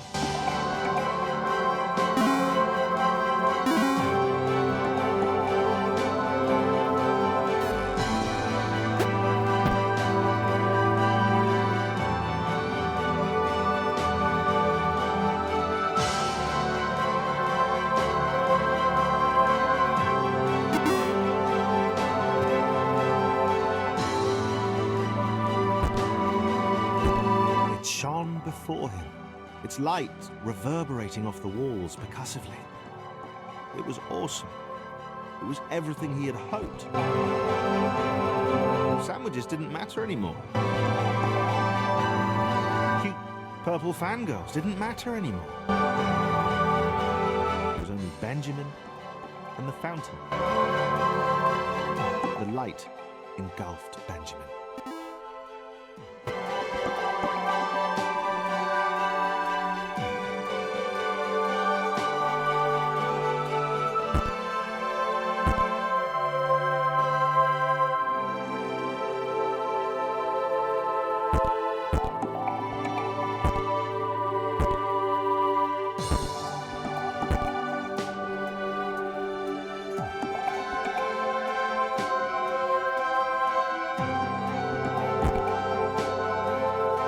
Benjamin was blind.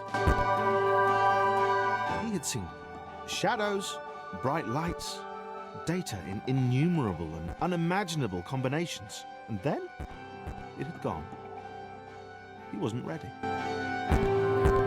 He sat. There was nothing else to do. He'd try and find his way home tomorrow.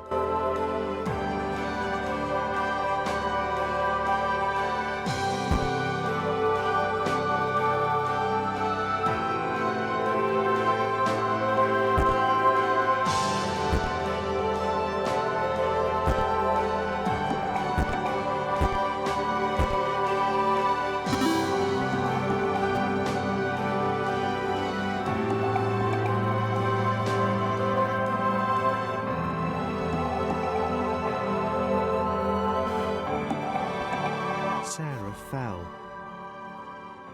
Benjamin was stuck up there. She had no idea if she'd ever see him again.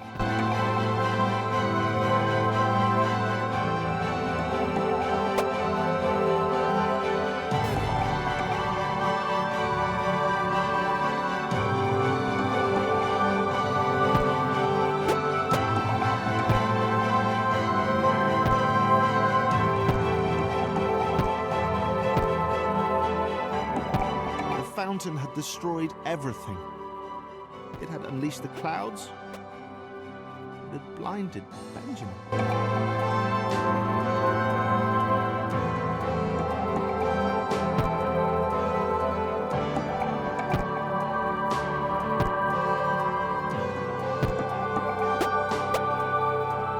Sarah swore she would see it again.